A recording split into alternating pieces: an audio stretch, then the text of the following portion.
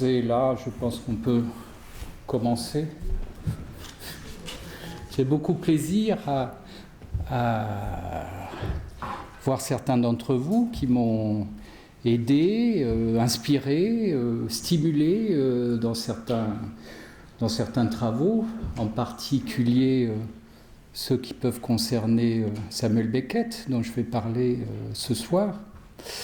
Alors, une particularité du séminaire Babylone ce soir, c'est la dernière séance, comme on dit. Il reprendra bien sûr à la rentrée prochaine. Et puis, autre particularité, malheureusement, Maurice Korkos n'a pas pu être présent. Il a un empêchement de dernière minute qui le rend indisponible. Il m'a prié de vous transmettre ses excuses. Donc, je vous les transmets, car je suis un garçon obéissant avant tout.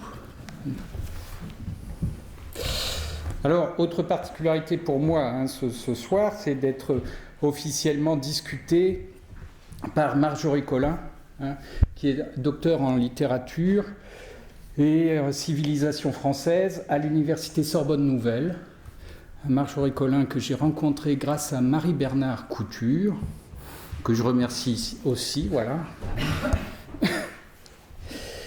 Et voilà, on s'est rencontrés parce que tu faisais une thèse sur Samuel Beckett, sur les figures de clowns chez Samuel Beckett, une thèse avec un titre intéressant, elle est soutenue depuis quelque temps maintenant, de la pesanteur à la grâce. Alors peut-être c'est ce qu'on va essayer de creuser ce soir, de la pesanteur à la grâce, les clowneries métaphysiques chez Samuel Beckett. Donc Marjorie Collin a écrit ceci, il y a peut-être un projet de publication, d'édition, mais si vous voulez lire Marjorie Collin, je vous conseille le livre qu'elle a coordonné, dans lequel elle a écrit aussi, qui s'appelle Culture Godot, qui est sorti il y a quelques mois, en avril ou au mois de mai, enfin il y a quelques semaines, et qui est disponible dans la maison d'édition Minard. Garnier, Minard, c'est la collection Minard, Lettres modernes. Voilà, Lettres modernes, Minard, c'est chez Garnier. C'est ça. En fait. Voilà, Culture Godot, un titre aussi qui est intéressant, puisqu'il s'agit sans doute de voir un petit peu comment Godot, et au-delà de Godot, Samuel Beckett, pourrait ne pas appartenir uniquement à un champ très intellectuel, voire intellectualisé, je dirais, mais faire partie d'une culture beaucoup plus populaire qu'on l'imagine. Et c'est là peut-être qu'on s'est rencontrés d'ailleurs, parce que moi, ce qui m'importait, c'était de faire un portrait de Samuel Beckett tel que je pouvais le lire, l'entendre, le voir, enfin quand j'assiste à des pièces de théâtre, bien sûr, c'est-à-dire quelque chose qui est beaucoup plus près du sensuel que d'un sens abstrait, intellectualisé, quelque chose qui est extrêmement tonique, quelque chose qui me paraît témoigner d'une énergie d'enfance, voire d'une énergie d'ultra-enfance, je dirais, quelque chose de tout à fait originaire, et par là hypertonique, alors que bien souvent j'avais l'impression que lorsqu'on parlait de Beckett, on ne parlait pas tout à fait de ça. D'ailleurs, quand on parle de Beckett, on peut parler de théâtre de l'absurde, par exemple, mais ça, je ne vais pas m'appesantir là-dessus, parce qu'on est entre nous, et je pense qu'ici, personne ne pense décemment que Beckett, c'est de l'absurde. Mais ce qu'on entend souvent à propos de Beckett, c'est l'écrivain du rien, l'écrivain du vide, l'écrivain du néant, voire, pour ce qui concerne les psys qui se sont intéressés à Beckett, beaucoup de propos qui tournent autour d'angoisses extrêmement profondes, extrêmement archaïques, on pourrait dire psychotiques, voire peut-être autistiques aussi. Et moi, ce n'était pas vraiment le Beckett qu'il me semblait rencontrer, qu'il me semblait lire. Je ne nie pas l'angoisse, bien sûr, quelque part à l'origine de la création, mais ce qui me paraissait plus intéressant, c'était de partir d'un en-deçà de l'angoisse, c'était de partir de l'excitation. C'est-à-dire que ce Beckett m'est apparu assez précocement très excité.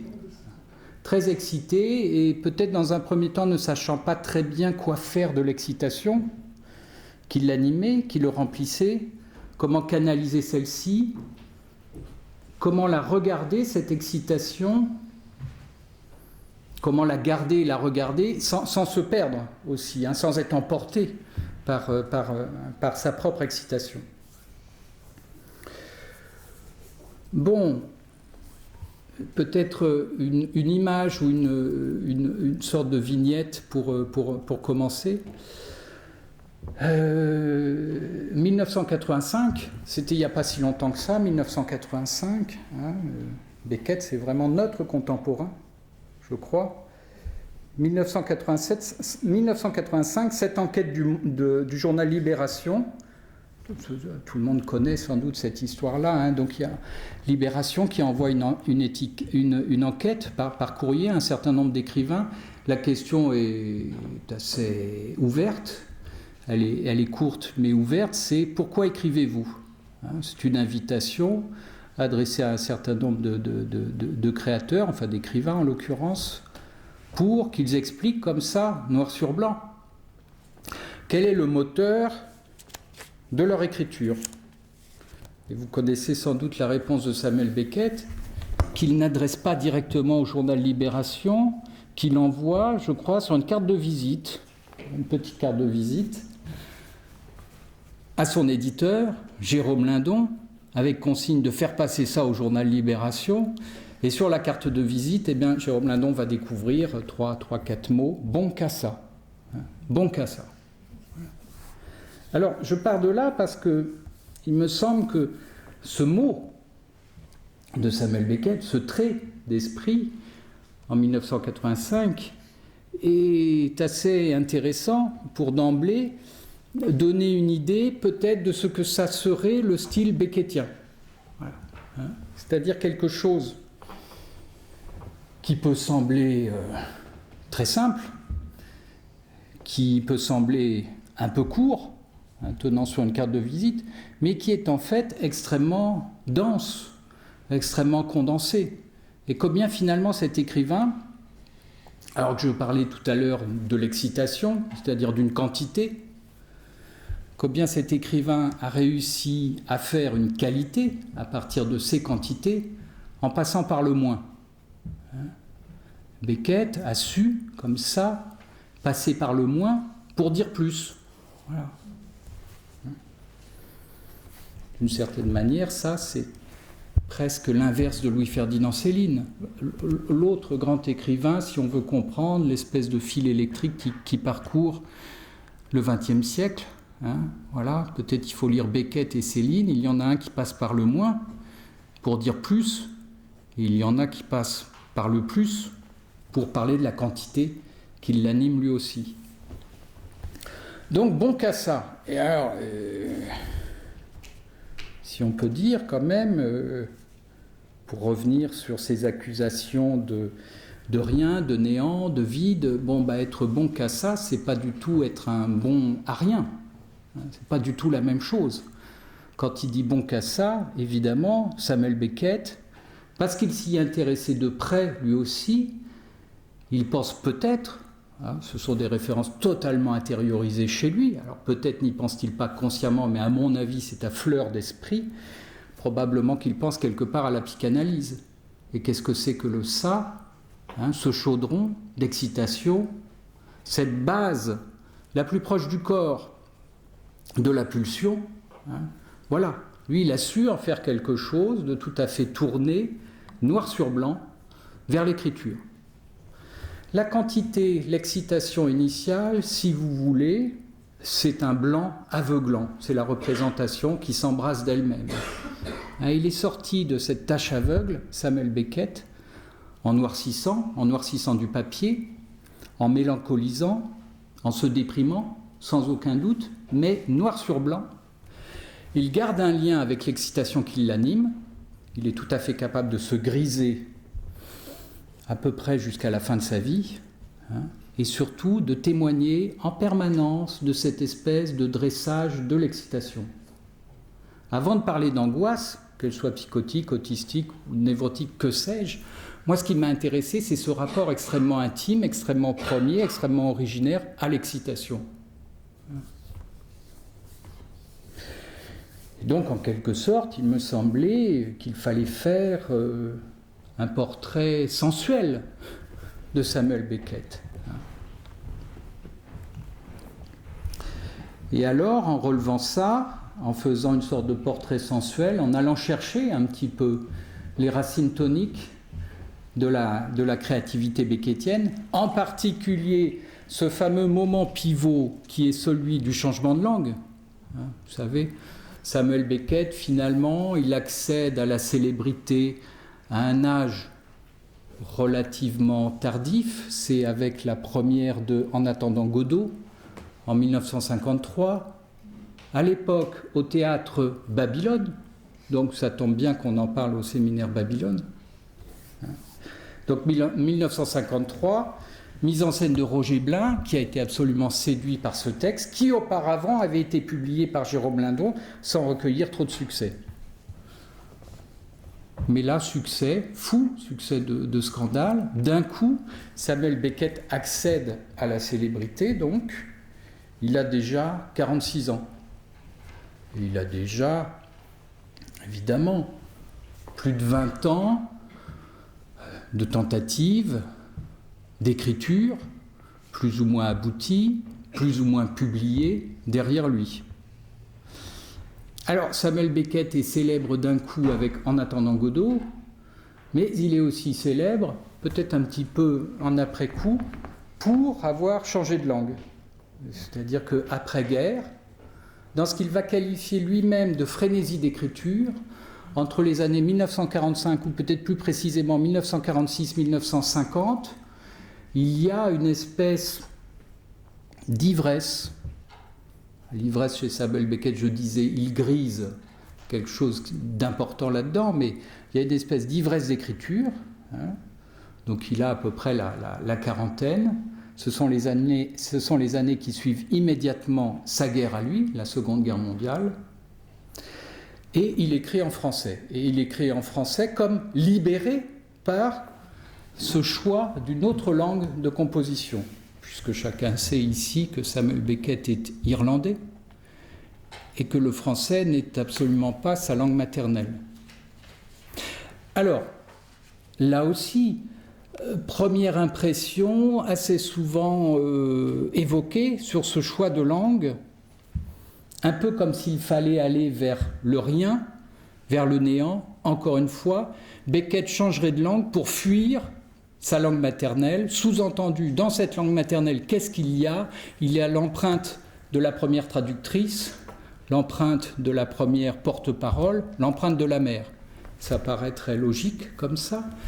Mais en fait, je crois que quand on observe le parcours de Samuel Beckett, quand on lit sa biographie, quand on voit un peu comment l'œuvre s'est construite, d'une part, le changement de langue n'est pas si subit, brutal que ça, et d'autre part, Beckett, il ne va pas à l'étranger pour fuir, il n'aménage pas sa langue dans une langue non maternelle pour fuir l'empreinte de la langue maternelle, mais au contraire, pour mieux retrouver les déterminants premiers, c'est-à-dire les déterminants au plus près du corps de sa langue maternelle. Si on veut d'ailleurs, on pourrait dire, comme certains linguistes l'ont dit, que cette appellation langue maternelle, qui vaut dans beaucoup de langues, on dit ça en anglais aussi, mother tongue, bien sûr, on dit ça dans beaucoup de langues, langue maternelle, mais en fait, en vrai, si on parle de la langue telle que je l'articule là devant vous, elle n'est pas vraiment maternelle. Elle est plutôt paternelle, parce qu'elle tient d'un code plus que d'un corps, elle tient d'un rapport qui m'écarte. Pour articuler mes mots, je m'écarte de cette chair première du mot qui a été vécue au début dans le corps à corps avec maman, et même à l'intérieur de son corps à elle. Il y a une différence à l'origine de la vie psychique entre la langue maternelle et la langue paternelle. La langue maternelle, elle est entendue, elle est d'ailleurs reconnue beaucoup plus tôt que la langue paternelle. On pourrait dire à ce point-là que la voix, hein, bien entendu, ce serait peut-être plus clair. Mais la voix maternelle est reconnue bien plus tôt que la voix paternelle. Pourquoi ? Parce que la voix maternelle, elle se laisse entendre au bébé in utero. Et elle est naturellement accompagnée de tout un tas de bruits physiologiques. Les remugles sanguins, les battements de cœur, les bruits gastriques divers et variés, tout ça, c'est la voix maternelle pour le bébé. Aussi, si on parlait du langage comme une création qui s'écarte de ce vécu viscéral premier pour aller plus vers le code que vers le corps, on devrait parler de langue paternelle. Pourquoi on ne parle pas de langue paternelle ? Sans doute parce qu'on veut, dans notre langage, rendre hommage à la mère. Celle qui a transmis quand même en premier ce système linguistique, dans un premier temps très entremêlé avec le corps, avec les bruits du corps. Donc, quand Samuel Beckett quitte la langue anglaise, peut-être ce qu'il fait, lui, c'est de quitter une certaine langue paternelle pour rejoindre, à travers l'expérience du manque et à travers l'expérience de la distance, à travers l'expérience de l'exil, pour rejoindre une excitation qui a à voir bien sûr avec le corps et qui a à voir avec ce qui a donné l'impulsion primaire à sa langue. Je vais revenir là-dessus, bien sûr, je suis toujours dans des remarques introductives, je dirais. Sur le thème du changement de langue, on est obligé quand même de se poser une question, je crois, qui n'est pas beaucoup détaillée dans les biographies de Samuel Beckett, et sans doute à raison, c'est quelle est la part d'influence de la réalité linguistique partagée en Irlande. Hein ? Il y a le gaélique et il y a l'anglais en Irlande. Voilà. Quel est le poids, quelle est l'influence de ce système linguistique partagé en Irlande sur la croissance, sur l'évolution de Samuel Beckett ? Et c'est vrai que quand on lit l'œuvre, en particulier la première et la deuxième partie, jusqu'à peut-être fin de partie, deuxième grande pièce de Samuel Beckett, on va trouver, toujours dans ces jeux entre deux personnages, comme ça, dans ces jeux d'accordage, dans ces jeux de ressemblance et de dissemblance, d'union et de désunion entre deux personnages, on va trouver comme des échos d'apprentissage linguistique. Par exemple, ce passage dans fin de partie, je vais essayer de retrouver, c'est Ham, le personnage nommé Ham, qui demande à Clough, « Hier, qu'est-ce que ça veut dire, hier ?» Clough lui répond avec violence, « Ça veut dire, il y a un foutu bout de misère. J'emploie les mots que tu m'as appris. S'ils ne veulent plus rien dire, apprends-m'en d'autres.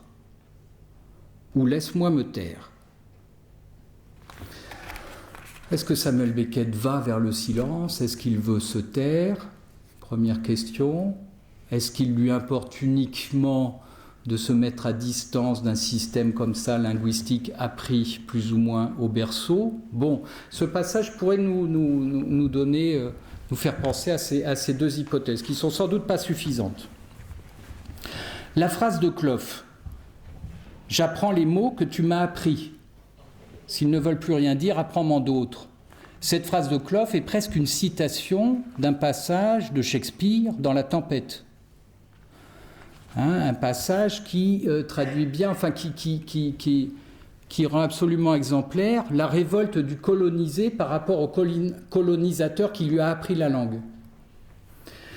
Je ne sais pas si vous vous rappelez ce passage, c'est Caliban qui maudit l'oppresseur Prospero et qui lui dit « Vous m'avez appris à parler et tout le profit que j'en ai tiré, c'est de savoir maudire avec les mots que vous m'avez transmis. Donc comment puis-je maudire en utilisant vos propres mots ? Tout le profit que j'en ai tiré, c'est de savoir maudire, que la peste rouge vous emporte pour m'avoir enseigné votre langage. »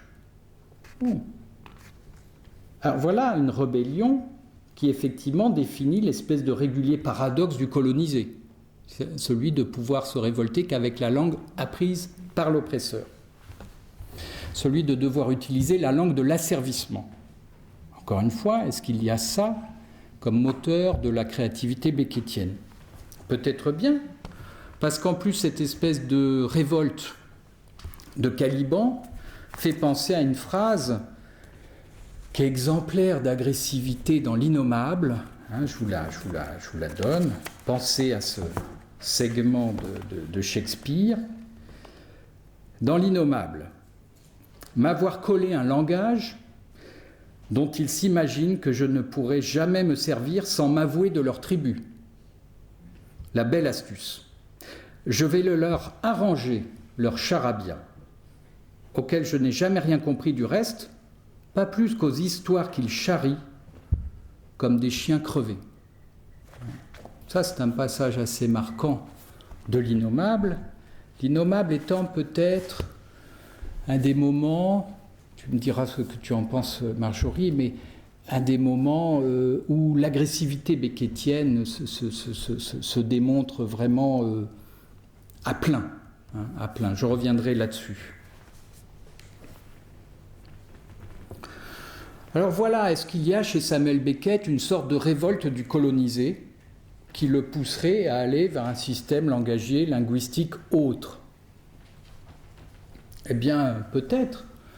Mais je pense surtout que sa révolte concerne ce que je disais tout à l'heure, d'une langue qui s'écarterait un peu trop du corps, d'une langue qui serait un peu trop code, et qu'il lui faut retrouver une chair première. Et pourquoi faut-il retrouver cette chair première? Parce qu'il veut retrouver cette excitation d'enfance, cette excitation presque d'infra-enfance, cette excitation d'enfance, c'est-à-dire celui qui ne parle pas encore. Celui qui ne parle pas encore, mais qui ressent bien la langue, et en particulier la langue maternelle. Donc ça paraît peut-être paradoxal, mais Samuel Beckett est une créature évidemment paradoxale, comme tous les grands créateurs.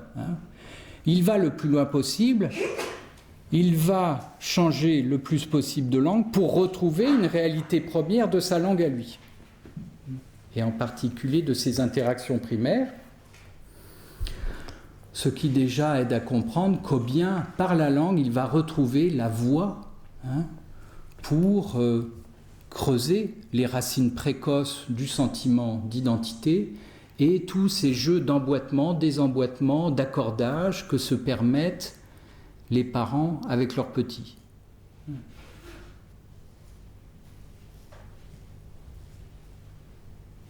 Donc c'est sûr que quand Beckett aménage en France, progressivement dans les années 30, et que dans une espèce de mouvement d'humeur, c'est vrai, très adressé à sa mère et à l'Irlande, accusé d'être trop neutre pendant la Seconde Guerre mondiale, Samuel Beckett décide, dès le lendemain de la déclaration de guerre, en septembre 1939, de la France à l'Allemagne, de rejoindre la France, alors qu'il aurait pu rester en terrain neutre. Encore une fois, le neutre n'intéresse pas Beckett. Il lui faut de l'excitation, il lui faut du danger, il lui faut quelque chose qui le remue. Alors c'est vrai qu'il y a dans ce mouvement-là quelque chose qui est quand même adressé, je le disais tout à l'heure, à la mère et à l'Irlande. Le père est décédé à cette époque, le père est décédé en 1933. Et c'est vrai qu'il y a sans doute une attente d'une sorte de pouvoir de régénération de ses propres frontières, de son propre sentiment d'identité. Mais au fond, je crois que parler une langue étrangère, ça permet de faire revivre en douce, de manière assez tranquille, assez impunie, quelque chose de nos articulations les plus primitives, quelque chose même d'assez incestueux, mine de rien.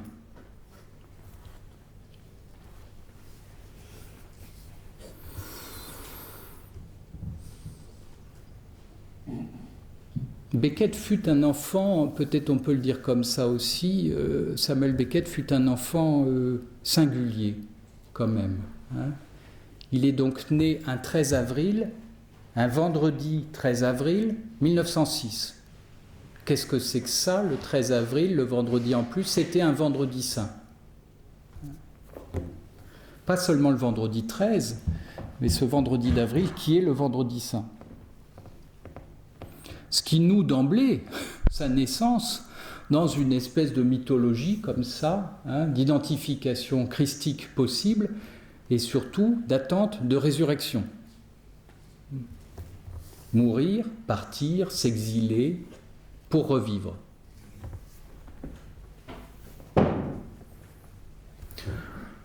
Ce qu'on dit beaucoup de l'enfance de Samuel Beckett, quels que soient les biographes, il y a 2 biographes, il y a Deirdre Baird et James Knowlson, surtout plus récent, James Knowlson, publié chez Actes Sud, une biographie très bien. Je me tourne vers Marjorie Collin parce que ce que je voulais ne pas vous dire, mais je vous le dis quand même, parce que le sitting est un peu particulier, c'est que Marjorie Collin ne sera pas discutante aujourd'hui, parce que sur Beckett, elle en connaît beaucoup plus que moi.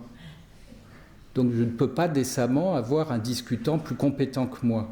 Elle interviendra quand elle voudra, elle vous racontera les choses, et vous verrez, ça sera évidemment passionnant. Mais sur l'enfance et l'adolescence de Samuel Beckett. Donc il a déjà un frère qui s'appelle Frank, qui est un peu plus vieux, qui a 4 ans de plus que lui. Les 2 enfants, contrairement à ce que va dire l'horrible Anzieux, j'en profite parce que Maurice Corcos n'est pas là. Et que voilà, le manque de l'objet, c'est ce que Samuel Beckett va aménager en partant en France, le manque de l'objet génère un état d'excitation. Et cette excitation est propice à la création. Enfin, chez Beckett, moi je ne sais pas trop ce que je vais en faire. Mais disons-le, parmi les fariboles racontées par Didier Anzieux, il y a la prétendue détestation entre les 2 frères. En fait, non. Dans la réalité, alors après, un psychanalyste, bien sûr, va dire « mais si, ils se détestaient quand même, c'est obligé ». Évidemment. Évidemment, il y avait forcément une relation ambivalente entre Frank et Samuel. Il n'empêche que dans ce qu'on sait des biographies, Frank et Samuel étaient très attentionnés l'un envers l'autre, jouaient beaucoup ensemble, partageaient beaucoup de plaisir, et que les tensions dans la famille n'étaient pas vraiment organisées entre Frank et Samuel, mais plutôt entre les enfants et leurs parents, plus singulièrement, d'après ce que disent les biographes, entre Samuel et sa mère. Il semble que Frank est né, qui n'était pas né un vendredi 13 avril, vendredi de Pâques. Il semble qu'il y avait peut-être moins d'attente envers cet aîné, envers Frank, mais plus d'attente de la mère envers Samuel. Alors les biographes en général se répandent un petit peu sur un portrait de la mère de Samuel, May Beckett, M-A-Y, May. Peut-être on aura le temps de parler de la récurrence de la lettre M dans l'œuvre beckettienne, Malone, Molloy, Mahoud, la maison Madeleine de miséricorde mentale dans Murphy, etc. Si vous avez lu Wolfson, vous pensez à ça, bien entendu, le schizo et les langues, mais bon, peu importe. Il semble qu'il y avait quand même une attente assez particulière de la mère de Samuel sur Samuel, et comme je le disais, les biographes se répandent plus ou moins là-dessus, sur un portrait de May, qui serait une femme relativement acariâtre, prescrivant une sorte de code de conduite ultra rigide à tous les habitants de la maisonnée, c'est-à-dire les 3 bonhommes là qui vivent avec elle, son mari, Bill, Frank et Samuel. Alors je me demande quand même si ça, Samuel Beckett a raconté aussi dans une interview, je crois que c'était plutôt dans une lettre, des questions posées par un journaliste, parce qu'il y a très peu de vraies interviews ou entretiens tels qu'on l'imagine avec Samuel Beckett. Il a plutôt répondu à des questions, parfois, quand ça lui disait, des questions qui lui étaient adressées par courrier. Et vous connaissez sans doute cette expression, quand il dit « Je suis ce que m'a fait son amour féroce », en parlant de sa mère. Donc peut-être on peut retenir ça, un amour féroce. Amour féroce, c'est-à-dire à la fois beaucoup d'attentes, comme je disais, l'amour, mais la férocité, une sorte d'interdiction pour Samuel de sortir d'un certain cadre. Sinon, c'était la crise. Et semble-t-il, d'après même Knowlson, qui est plus prudent que Weber, eh bien, toute la maisonnée se pliait au commandement de May Beckett pour éviter les crises ou les conflits. Alors c'est peut-être, je le dis comme ça, parce que moi j'ai toujours trouvé que, en particulier chez ces grands écrivains, la place du père est souvent naïvement dévalorisée.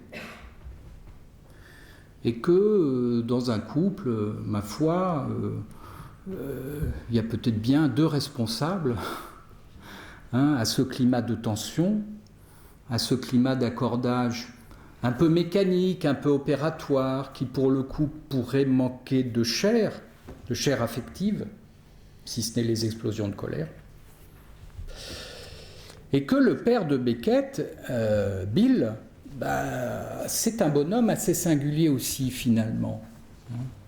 Lui, je dirais, d'existence sous des dehors affables, débonnaires, c'est un contrarié. C'est un contrarié puissant. Et je dis contrarié à dessein pour d'emblée vous laisser imaginer que Samuel Beckett, à vouloir toujours partir plus loin, pousser la limite, jusqu'à se mettre dans certaines situations en danger, eh bien, il va jouer avec la limite, il va jouer avec les contraintes, et il va avoir à cœur, Samuel Beckett, de dépasser les contraintes, d'aller au-delà. Voilà. Au-delà des contraintes de sa propre langue, jusque-là. Alors pourquoi Bill Beckett est-il un contrarié, alors que c'est un monsieur qui paraît plutôt calme?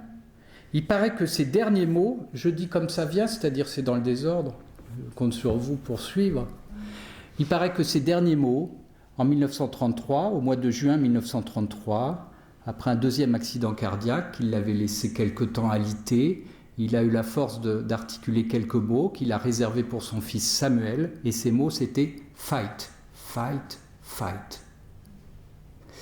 Ce qui est assez surprenant pour un homme que jusque-là on prenait pour un bonhomme plutôt placide, passant son temps plutôt à l'extérieur de la maison, dans des clubs pour gentlemen, dans des jeux de cartes, dans certaines activités sportives, volontiers partagées avec Frank et Samuel, notamment des activités de natation, où Samuel Beckett va apprendre les plaisirs délicieux du plongeon, cette espèce d'excitation, d'ivresse, au bord du danger, toujours Samuel Beckett.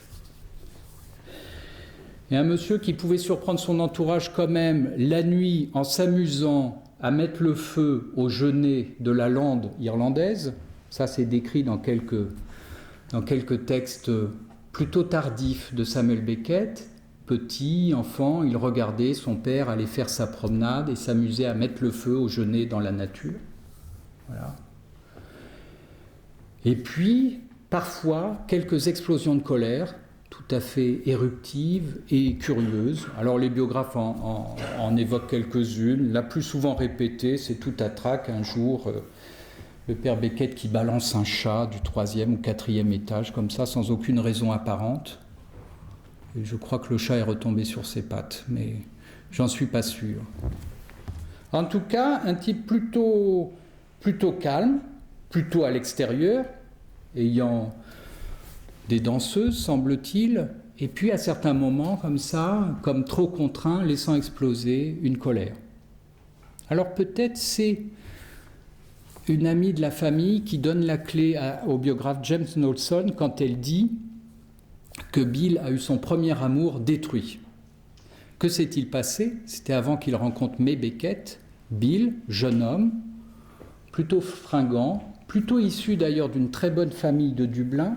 C'est une famille d'entrepreneurs en bâtiment, qui sont des entrepreneurs de bâtiments de prestige. Le père de Bill a construit un hôpital à Dublin, la bibliothèque nationale d'Irlande, je crois. Il y a des choses comme ça, des édifices tout à fait importants et imposants, célèbres, qui sont faits par les Beckett.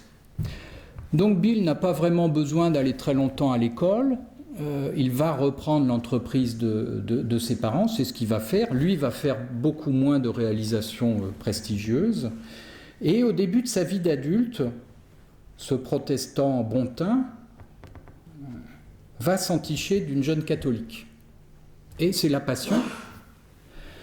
Seulement, sa famille à lui est plutôt contre cette union.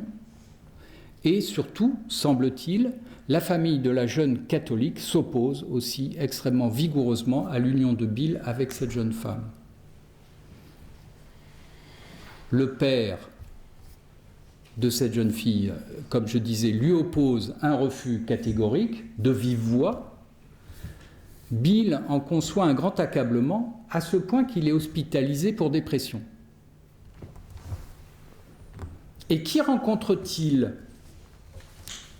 comme infirmière dévouée sur ce lieu d'hospitalisation? Mais oui, c'est ça, c'est May Roscoe, qui va bientôt s'appeler May Beckett, parce que les deux jeunes gens commencent à se courtiser, et c'est pratiquement quelques mois après que le mariage va avoir lieu, et que donc pour Bill Beckett, tout rentre dans l'ordre, avec cette May Beckett. Seulement, d'après certaines personnes qui connaissent bien Bill, il aurait gardé toute la vie le chagrin de ce premier amour. Évidemment, je dis encore à dessein premier amour, parce que ça nous laisse évoquer certaines choses du parcours de Samuel.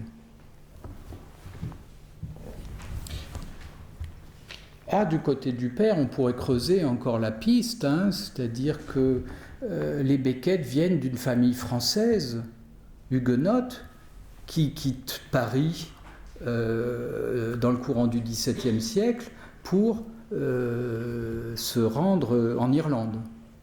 Donc, il y a peut-être aussi dans l'attrait de Samuel Beckett pour le français et chez lui-même l'installation en France, une certaine préoccupation généalogique.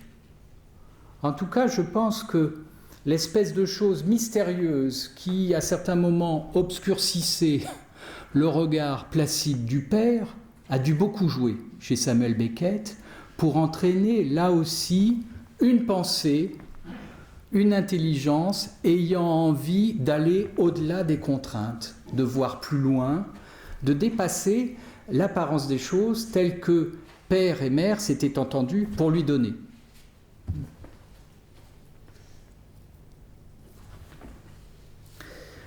On pourrait noter à cet endroit que le premier amour de Samuel Beckett sera aussi un amour interdit. Enfin, premier amour, c'est peut-être plutôt le deuxième amour. Je m'explique. Premier amour, uniquement intellectualisé, une jeune étudiante à l'université de Trinity College que Samuel Beckett a intégré parce que c'est un élève brillant. Il fait un choix un peu curieux à Trinity College, c'est celui de s'orienter vers les langues vivantes. Le choix un peu curieux parce qu'à l'époque, comme du reste encore pas mal aujourd'hui, en général, les langues vivantes sont investies par les étudiantes et pas tant que ça les étudiants. Or, Samuel Beckett s'intéresse déjà évidemment à l'apprentissage linguistique et probablement que pour rendre compte de son choix d'aller étudier les langues vivantes, il y a l'influence d'une jeune étudiante un peu plus âgée que lui qui s'appelle Etna McCarthy. Alors Etna, elle est absolument volcanique, elle charme une collection de garçons à Trinity College, dont Samuel Beckett, qui lui a certes un an de moins, mais il a surtout toute une réserve à l'intérieur de lui, un comportement plutôt, pour le dire vite, timide et pudique, et donc il ne sait pas très bien quoi faire avec cette Etna, n'empêche que bon, il va commencer à fréquenter les soirées étudiantes, à se libérer un petit peu, mais bon, il va rester dans une réserve très très platonique par rapport à Etna. Mais peut-être elle pourrait être appelée premier amour de Samuel Beckett. Deuxième amour, plus investi sensuellement, mais pas jusqu'au passage à l'acte, Peggy Sinclair. Et Peggy Sinclair, c'est une cousine de Samuel Beckett. C'est une jeune fille un peu plus jeune que lui, qu'il va rencontrer alors qu'elle a 17 ans et lui doit avoir 19-20, je crois. Une partie de la famille, du côté du père, qui vit en Allemagne, dans la ville de Kassel, et qui se trouve là, en vacances, à Dublin, enfin plutôt dans la banlieue tranquille de Dublin, Foxrock, là où vivent les parents de Beckett, hein, voilà. Et rentrant de Trinity, un jour, Samuel découvre Peggy Sinclair, qui le charme absolument. Et notamment, elle le charme par, je pense, une certaine linguistique, c'est-à-dire cet accent que les personnes qui ne sont pas habituées à parler anglais de manière naturelle peuvent avoir, ces maladresses de langue, etc. Voilà. Dans ses remarques de l'époque, dans la correspondance, c'est semble-t-il ça qui l'intéresse beaucoup. Et puis entre eux, la relation va devenir très proche, tendre, sensuelle. Et Samuel Beckett, qui avait déjà investi à Trinity College le français, l'espagnol, je crois, l'italien, c'est sûr, va se mettre à l'allemand aussi. Alors là, avec une passion qui surprend ses parents. Donc les parents, la mère en particulier, évidemment, à un moment, fouille un petit peu la correspondance de son fils et découvre le vrai motif amoureux de cette passion linguistique nouvelle pour l'allemand. Et alors là, ça va produire un drame dans la famille. D'une part, parce que c'est une cousine, et probablement May, et peut-être Bill aussi, menace Samuel Beckett de la possibilité d'une descendance dégénérée. Je pense que ça, c'est très fort, parce que dans l'œuvre, la hantise de la reproduction, les personnages dégénérés, c'est pas tout à fait le bon terme, mais type de larves, de choses comme ça, un peu incomplètes, sont assez légion. Mais Peggy Sinclair incarne d'autant plus le danger incestueux que cette branche de la famille est symbole de mésalliance pour les Beckett, qui encore une fois, même si Bill semble plus placide que May Beckett, il est aussi, lui aussi, assez rigide. Et toute la famille Beckett a été heurtée par l'histoire de la mère de Peggy, donc une des sœurs de Bill, qui a choisi d'aller en Allemagne pour épouser un juif. Et ça, c'est pas du tout passé dans la famille. Donc qu'est-ce qu'il va faire Samuel de s'enticher de cette Peggy? C'est le drame, c'est l'esclandre. Et malgré cette esclandre et cette défense de continuer de la fréquenter, Samuel va continuer à la fréquenter et aller régulièrement à Kassel, en Allemagne, et jusqu'à probablement se demander s'il devrait s'installer en Allemagne ou plutôt en France pour trouver la bonne distance avec son milieu familial d'origine. J'allais dire avec la mère, mais je ne veux pas mettre toujours la mère en première ligne. Néanmoins, elle est beaucoup en première ligne parce que, comme je le disais tout à l'heure, Bill Beckett va décéder en 1933, enfin bien plus tôt que May Beckett. Il semble que c'est lorsque Peggy Sinclair demande que l'acte sexuel soit réalisé que Samuel Beckett fuit définitivement.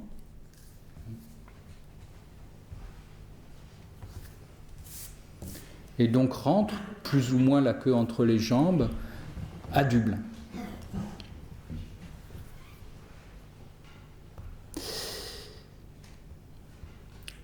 J'étais toujours un peu sur la piste de cet enfant singulier, cet enfant qui va chercher l'excitation, notamment l'excitation sexuelle, on vient d'en voir un exemple, au risque du monstrueux, et qui en même temps essaye de se défendre, de ne pas être trop embrasé par l'excitation.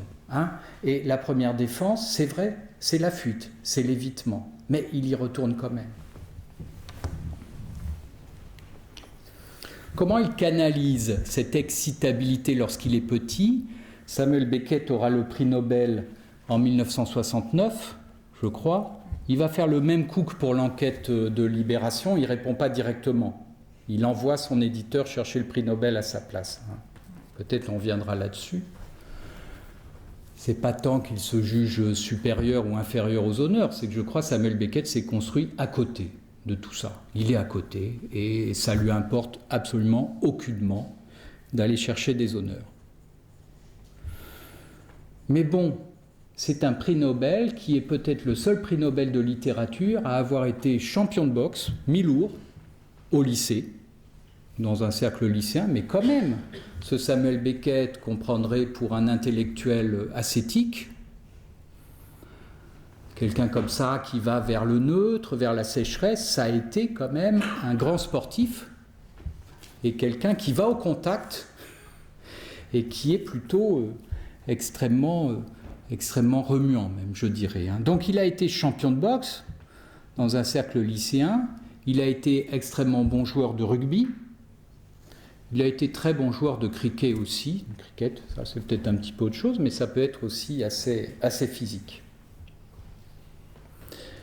Il se calme plus ou moins sur le sport lorsqu'il intègre l'université, donc Trinity College. Il investit beaucoup les langues vivantes. Peut-être à un moment, il se questionne sur la philosophie ou les langues. Et encore une fois, il fait le choix du sensuel plutôt que seulement celui du sens. Il ne va pas vers la philosophie. Et toute sa vie, d'ailleurs, il conservera un intérêt intellectuel quand même pour la philosophie.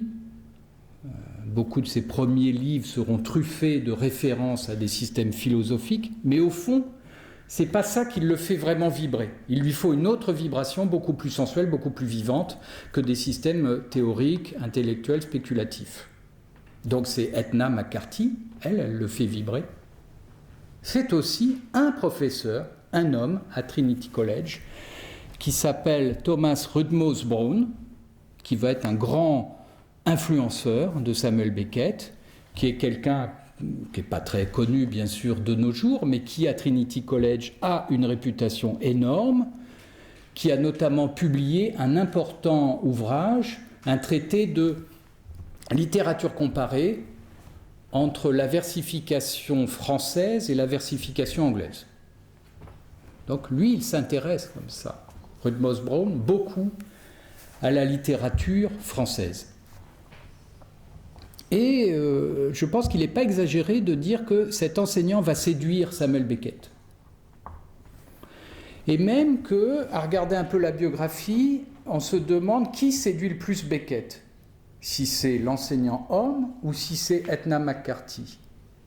Est-ce que les discussions avec Rudmose Brown lui servent à dévier sur une voie suffisamment intellectuelle tout ce qu'il éprouve pour Edna McCarthy et qui est plutôt frustré? Ou bien est-ce au contraire l'apparence de sentimentalité habituelle entre jeune homme et jeune femme, cette relation tout de même qu'il a assez proche avec Edna McCarthy, bien que platonique, qui lui permet de se défendre d'un attachement très tendre qu'il éprouve pour Rudmose Brown et qui le fait vibrer, j'oserais dire, homosexuellement. Ça va être toujours une grande aventure pour Samuel Beckett de se déprendre des attachements qu'il a vis-à-vis de certains messieurs. Son père, j'en ai dit un mot tout à l'heure, Rudmose Brown, ça va prendre un peu de temps pour se déprendre de Rudmose Brown, et après Rudmose Brown, il y aura le grand influenceur James Joyce, bien entendu. Et avec là aussi toute la crainte pour Samuel Beckett que Joyce ait trop d'empreintes sur lui. Toujours cette contrainte, comment être soi en acceptant l'apport de l'autre sans être écrasé par l'empreinte de l'autre. Alors certes, ça se vit d'abord avec la mère, semble-t-il, mais en fait dans le parcours de Samuel Beckett, ça se vit plutôt avec des messieurs. Et puis après Joyce, il y en aura d'autres. Je pense en particulier à quelqu'un avec qui il va beaucoup se disputer, et je pense qu'il ne va rien comprendre à pourquoi Samuel Beckett le lâche, c'est Georges Dutuit, à un moment. Voilà. Il partage beaucoup, et à un moment, il faut que Beckett récupère ses billes. Et l'autre se sent abandonné.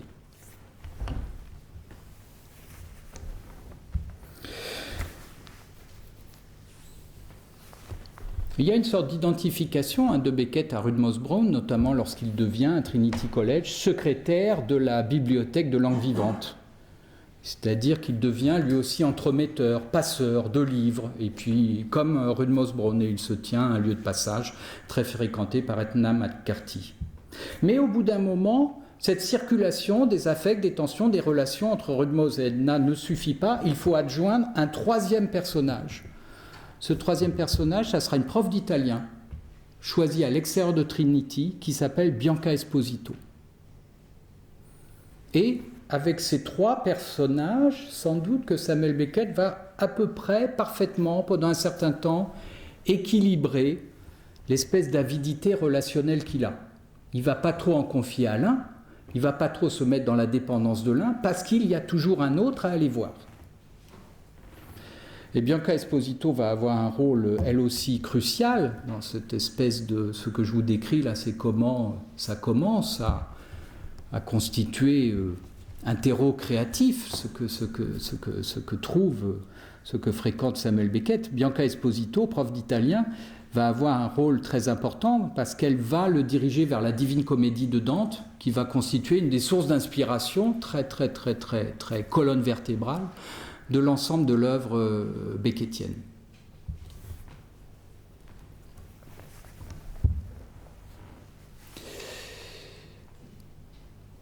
Ce terreau créatif commence à s'affirmer dans les impressions, dans le relationnel que Samuel Beckett croise à Trinity College. Après Trinity College, il y aura ce fameux poste de lecteur à l'École normale supérieure dans les années 1928-1930. Et c'est là qu'en vrai, il va rencontrer Joyce, à Paris.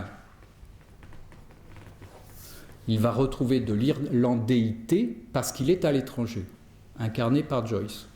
C'est toujours cet entremêlement tout à fait particulier, pensons encore à Peggy Sinclair, cet entremêlement tout à fait singulier chez Samuel Beckett des catégories du familier et de l'étranger.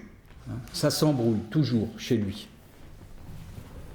Et quelque chose que j'ai passé sous silence, dans ce qui a pu l'inspirer, bien avant Trinity, et qui peut-être rend compte de son attrait pour la différence linguistique, c'est sa première école, ce qu'on appelle à l'époque un jardin d'enfants, qui correspond plutôt, en fait, en vrai, à l'école primaire, qui va être un tout petit cours privé, choisi par les parents Beckett pour Samuel, où il n'y a que quelques autres élèves avec lui, un cours privé tenu à Dublin par deux sœurs allemandes, les sœurs Elsner.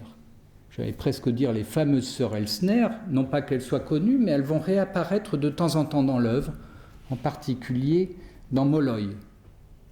Ce sont deux dames assez étranges, assez fantasques, connues pour, dans cette société dublinoise, bourgeoise, et facilement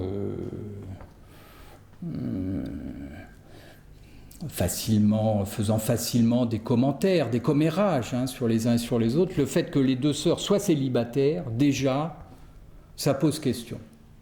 Elles viennent d'Allemagne, elles ont un accent. L'une d'entre elles est plus officiellement professeure de piano.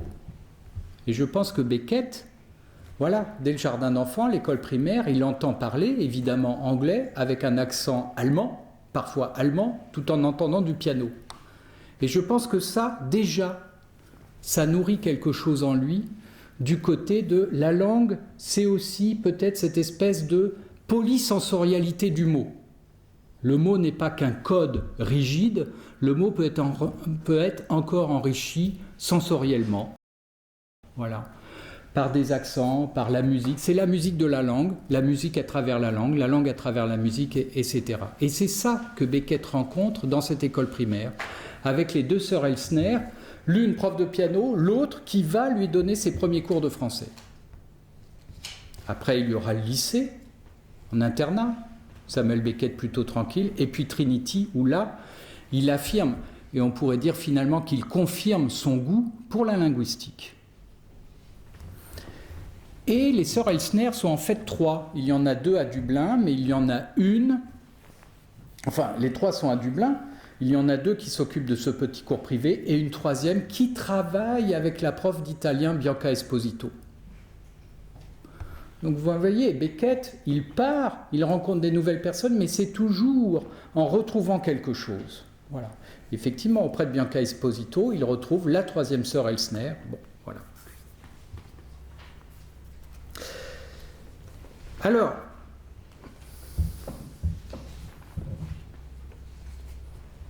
là où Samuel Beckett est précocement assez singulier, c'est qu'il a en lui sans doute cette énergie, cette excitabilité et aussi ce besoin d'excitation qui n'est absolument pas compris par sa mère. Celle-ci pense tout simplement qu'il a le diable au corps, et lui-même va reprendre à plusieurs endroits de ses écrits, ou plutôt de sa correspondance, cette expression de diable. Nous, on y verrait une espèce de contrainte pulsionnelle, hein. Mais lui, il se vit comme ayant vraiment le diable au corps, et il ne comprend pas ce qui l'anime, et qui paraît comme ça complètement dépasser les capacités de contenance ou les capacités de traduction de ces personnes les plus familières. Alors, comme je disais, il va équilibrer ces tensions en rencontrant plusieurs personnes, en répartissant ses investissements. Mais une manière pour lui aussi de répartir, de maîtriser l'excitation, pendant toute une première partie de sa vie, c'est cette manière relativement commune, c'est de mettre un couvercle. Il met un couvercle dessus. Alors, je ne vais pas pousser le bouchon jusqu'à utiliser des termes psychopathologiques comme faux self ou des trucs comme ça, c'est pas vraiment ça, mais ça y ressemblerait un peu. À bien des moments, mis à part, comme son père, chez lui, des bêtises tout à fait singulières, tout à fait fantasques, des accès de colère, un comportement réfractaire, en particulier lorsque c'est sa mère qui édicte certains commandements, la plupart du temps, sinon, à part ça, Samuel Beckett est un enfant plutôt calme. Et presque trop calme, presque trop sage. C'est un comportement qui va lui poser souci, parce que c'est un comportement finalement imitatif. En étant l'enfant trop sage, il imite ou il se coule dans ce qu'il imagine qu'on attend de lui. Mais en fait, il ne nourrit pas vraiment son diablotin intérieur. Il n'est pas relié à son diablotin intérieur. Il ne peut pas faire création dans ces conditions-là. C'est bien ce qu'il va ressentir en s'installant à l'école normale supérieure, donc dans les années 28-30.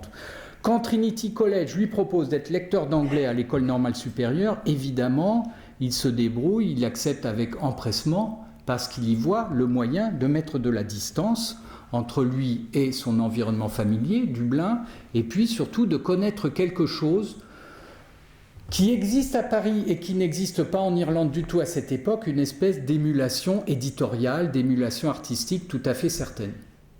La preuve, James Joyce y vit. Et il y a comme ça toute une coterie autour de Joyce. Et Samuel Beckett, assez rapidement, qui ne connaît pas du tout Joyce, va pouvoir le rencontrer par l'entremise du précédent lecteur à l'école normale supérieure. Et Joyce reconnaît tout de suite les aptitudes intellectuelles assez exceptionnelles de son cadet. C'est-à-dire très rapidement, il lui propose un poste de quasi-secrétaire auprès de lui. Il lui propose une tâche de traducteur. Il lui propose de travailler avec lui. Il lui propose même de rédiger un essai sur son œuvre, que Samuel Beckett n'a pas encore lu, mais qu'il va lire de façon très rapide, et écrire un premier essai sur l'œuvre de Joyce qui va être tout à fait pertinent. Seulement, cette créativité, elle a besoin effectivement d'une sorte de mentor, elle a besoin de rester comme ça, coulée dans les desiderata de quelqu'un d'autre, et comme je le disais tout à l'heure, ça ne tarde pas à faire vivre à Beckett la menace, à nouveau, de l'empreinte de quelqu'un qui aurait trop pouvoir sur lui. Durant cette période où il est à l'école normale supérieure, les capacités imitatives, je dirais, de Beckett font qu'il ne ressent pas vraiment ce danger. Il surprend un peu son entourage à l'ENS en affectant un peu la dépressivité habituelle du sujet transplanté. Et après tout, le fait qu'on se dise, en croisant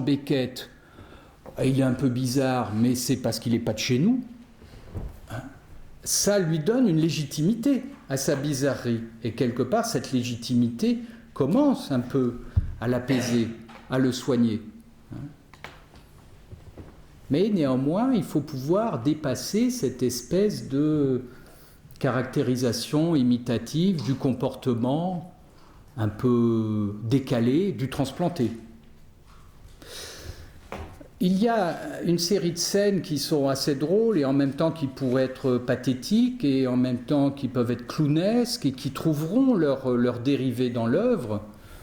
C'est effectivement ces moments imitatifs où Beckett calque certaines attitudes de James Joyce, sans doute dans l'espoir d'être comme lui, faire comme lui pour être comme lui.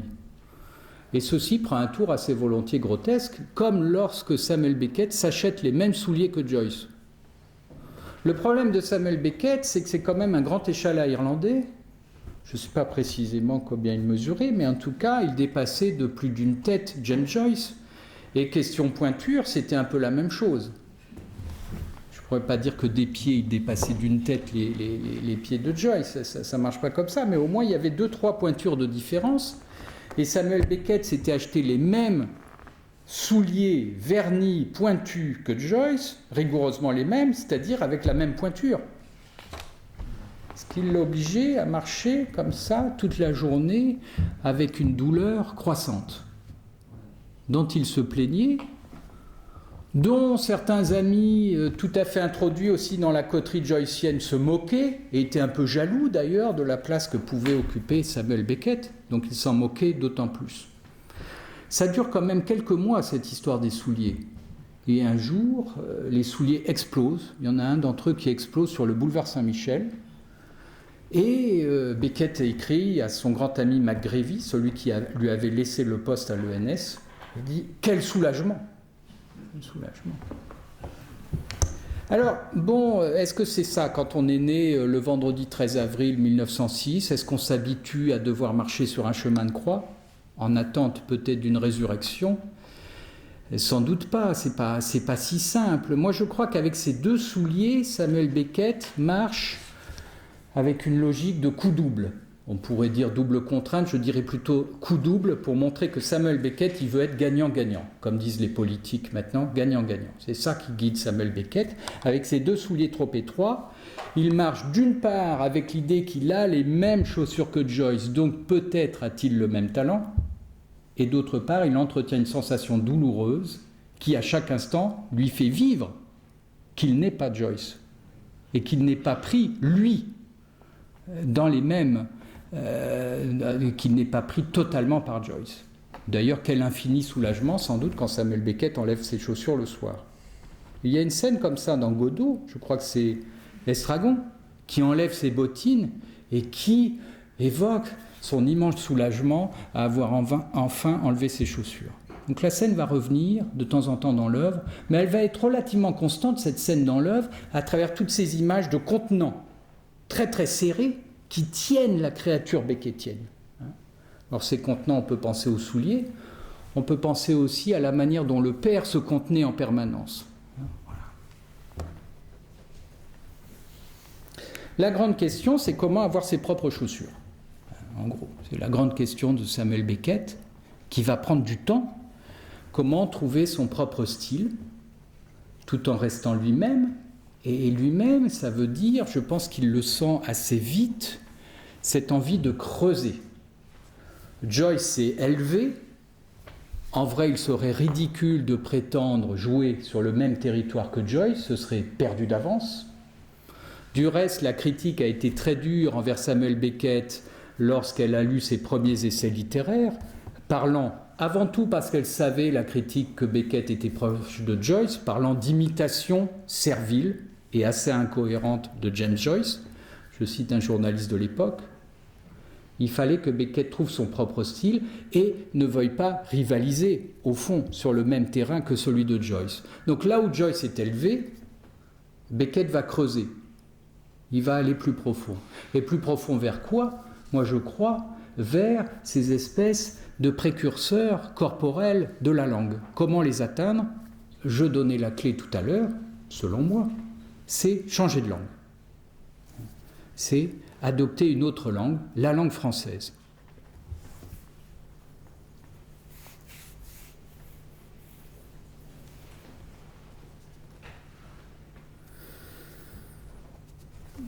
Avant ce changement de langue, il faut sans doute parler d'une étape maturative importante, mais qui, à mon avis, et encore une fois, contrairement à ce que dit l'horripilant aux yeux, dont je suis profondément jaloux, évidemment,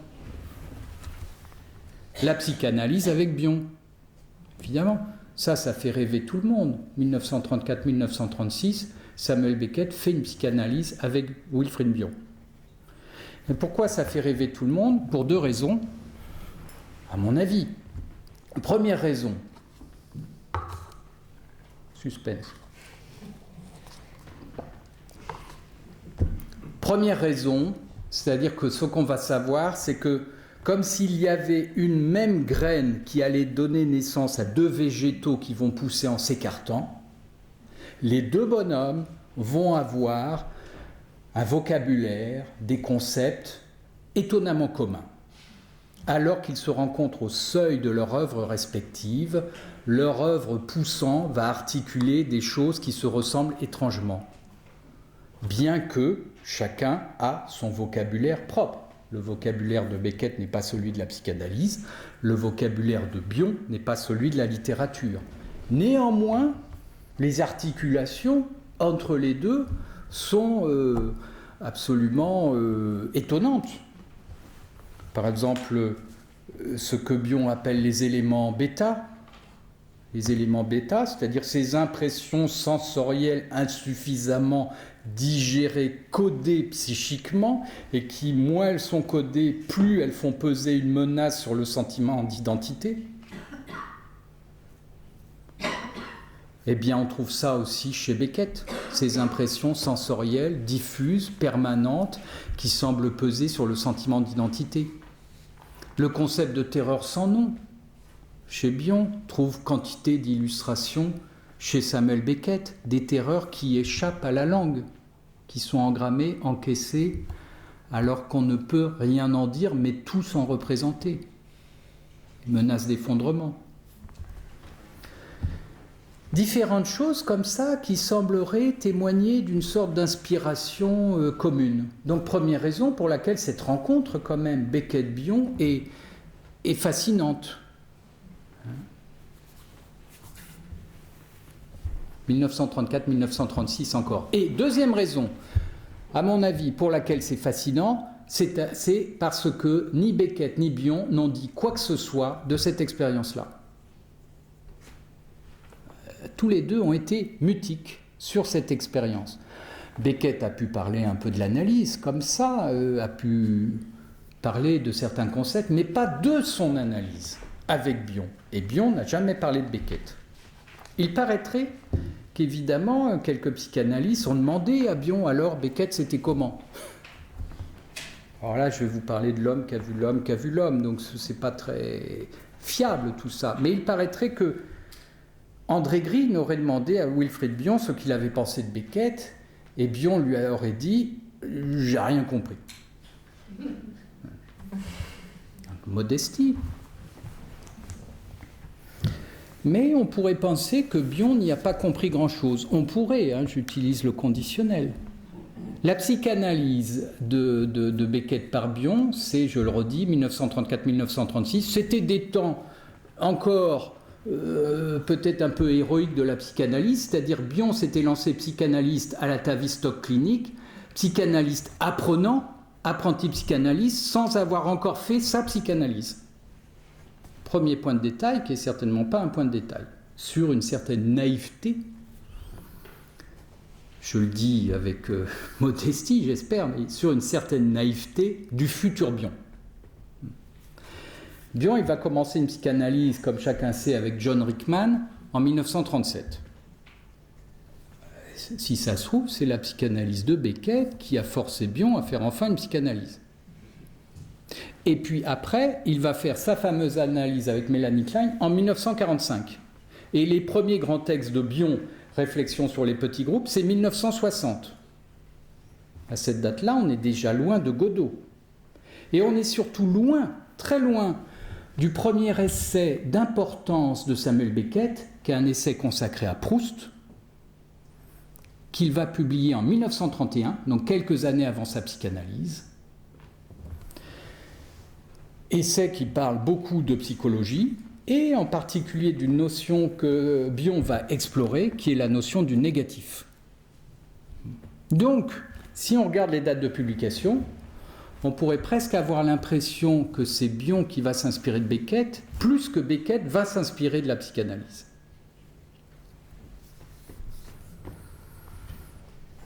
On pourrait même penser que Bion, il a quelques...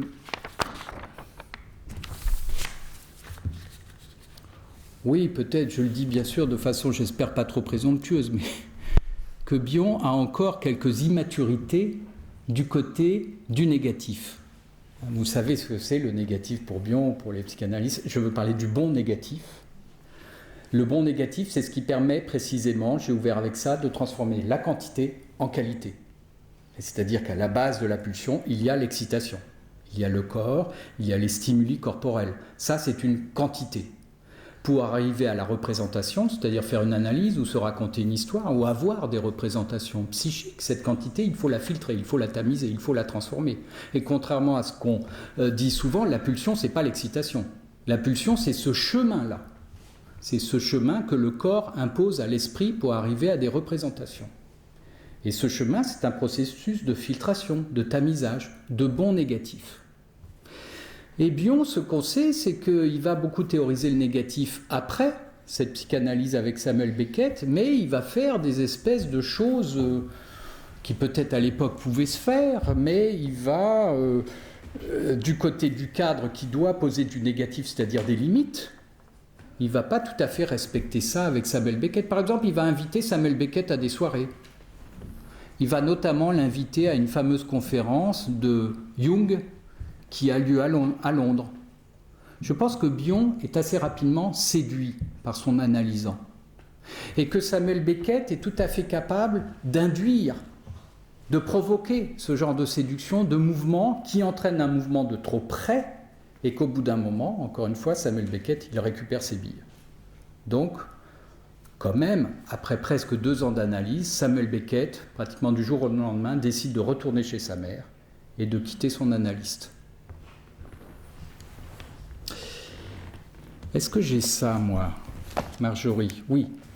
Par exemple, dans Proust, le négatif.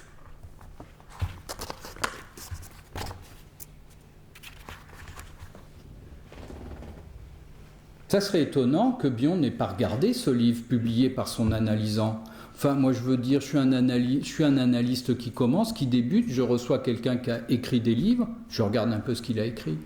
C'est quand même fascinant. Or, la seule recherche féconde est une excavation, une immersion, une concentration de l'esprit, une plongée en profondeur.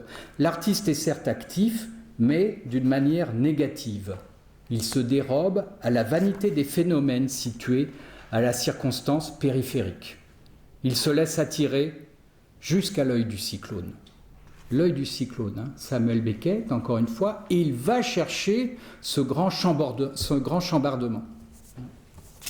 Et il le dit de manière négative. Le reste, les honneurs, le prix Nobel, tout ça, peu importe, c'est pas son truc. Lui, il reste concentré à l'intérieur de lui pour retoucher cette origine de la pulsion, ce chaudron intérieur, ce grand réservoir d'excitation, et pour en faire quelque chose.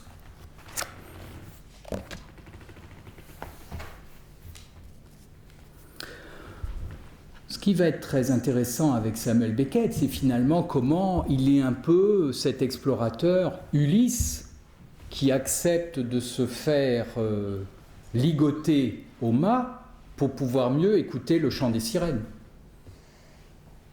Il est à la recherche de liens, de choses qui le retiennent, la corde en attendant Godot.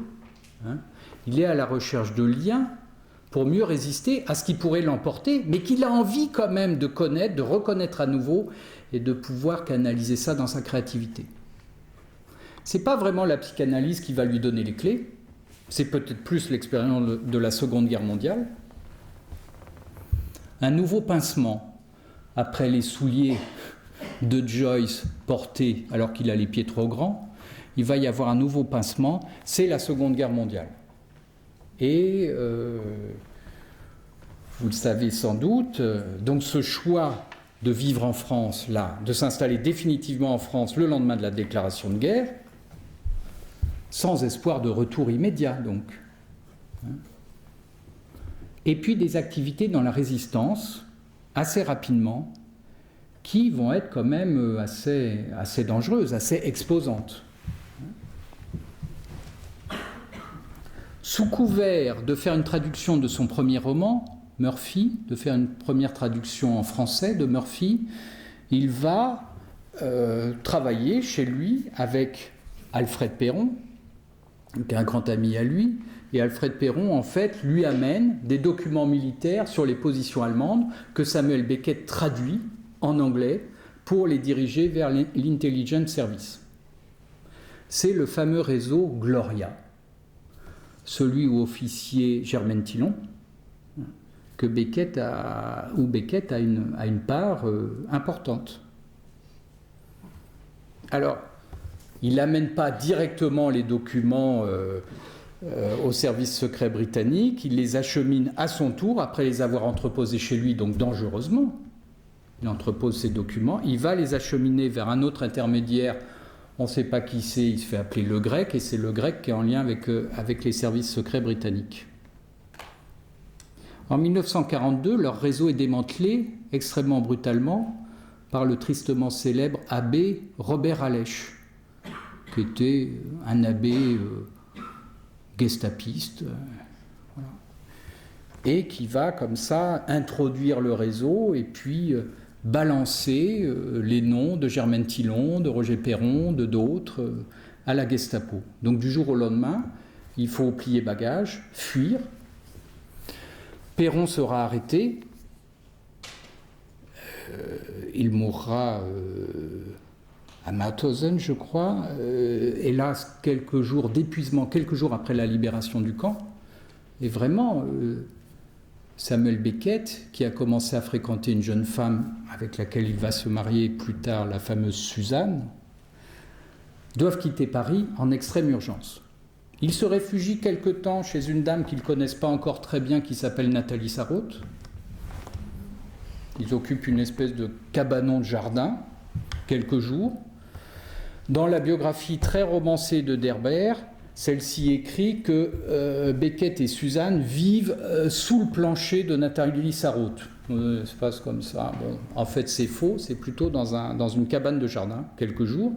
Mais c'est dans les Yvelines. Mais le danger est quand même là, aux aguets, ça se resserre, et à un moment, il faut passer en zone libre. Ils se débrouillent à rejoindre des amis qu'ils ont, surtout des amis de Suzanne, un prof de grammaire, un pianiste, qui sont partis se réfugier dans le Vaucluse, dans le village de Roussillon. Et donc Beckett va passer la fin de la guerre jusqu'à la libération de Roussillon en août 1944 à cet endroit-là. Et là-bas, il va continuer à proposer ses services à la résistance locale. Et il va être témoin de certaines scènes, plus à Paris d'ailleurs qu'à Roussillon à proprement parler, parce qu'à Roussillon, et c'est peut-être très bien comme ça, les Allemands ne vont jamais croiser en vrai les maquisards. Voilà. Mais à Paris, il a été témoin de certaines scènes, sans doute d'une certaine sauvagerie. Il y a un moment où un de ses camarades avec lui pense qu'il est poursuivi, tout à trac va se réfugier dans un hôtel et, croyant qu'il est toujours poursuivi, se jette par une fenêtre de je ne sais quel étage et se tue, quasiment sous les yeux de Samuel Beckett. Donc, si vous voulez, il est témoin là d'un extrême, d'une violence, c'est la violence de son siècle, c'est la violence de la grande histoire, qui est beaucoup plus violente que la violence qu'il a à l'intérieur. Et quelque part, ça fait couvercle, ça fait nouveau couvercle, ça le calme, et ça canalise, lui, son excitabilité vers, on pourrait dire ce narcissisme positif, de la cause juste à défendre.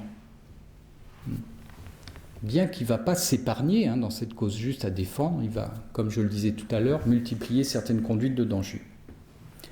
Et puis il va connaître la vie des exilés à Roussillon,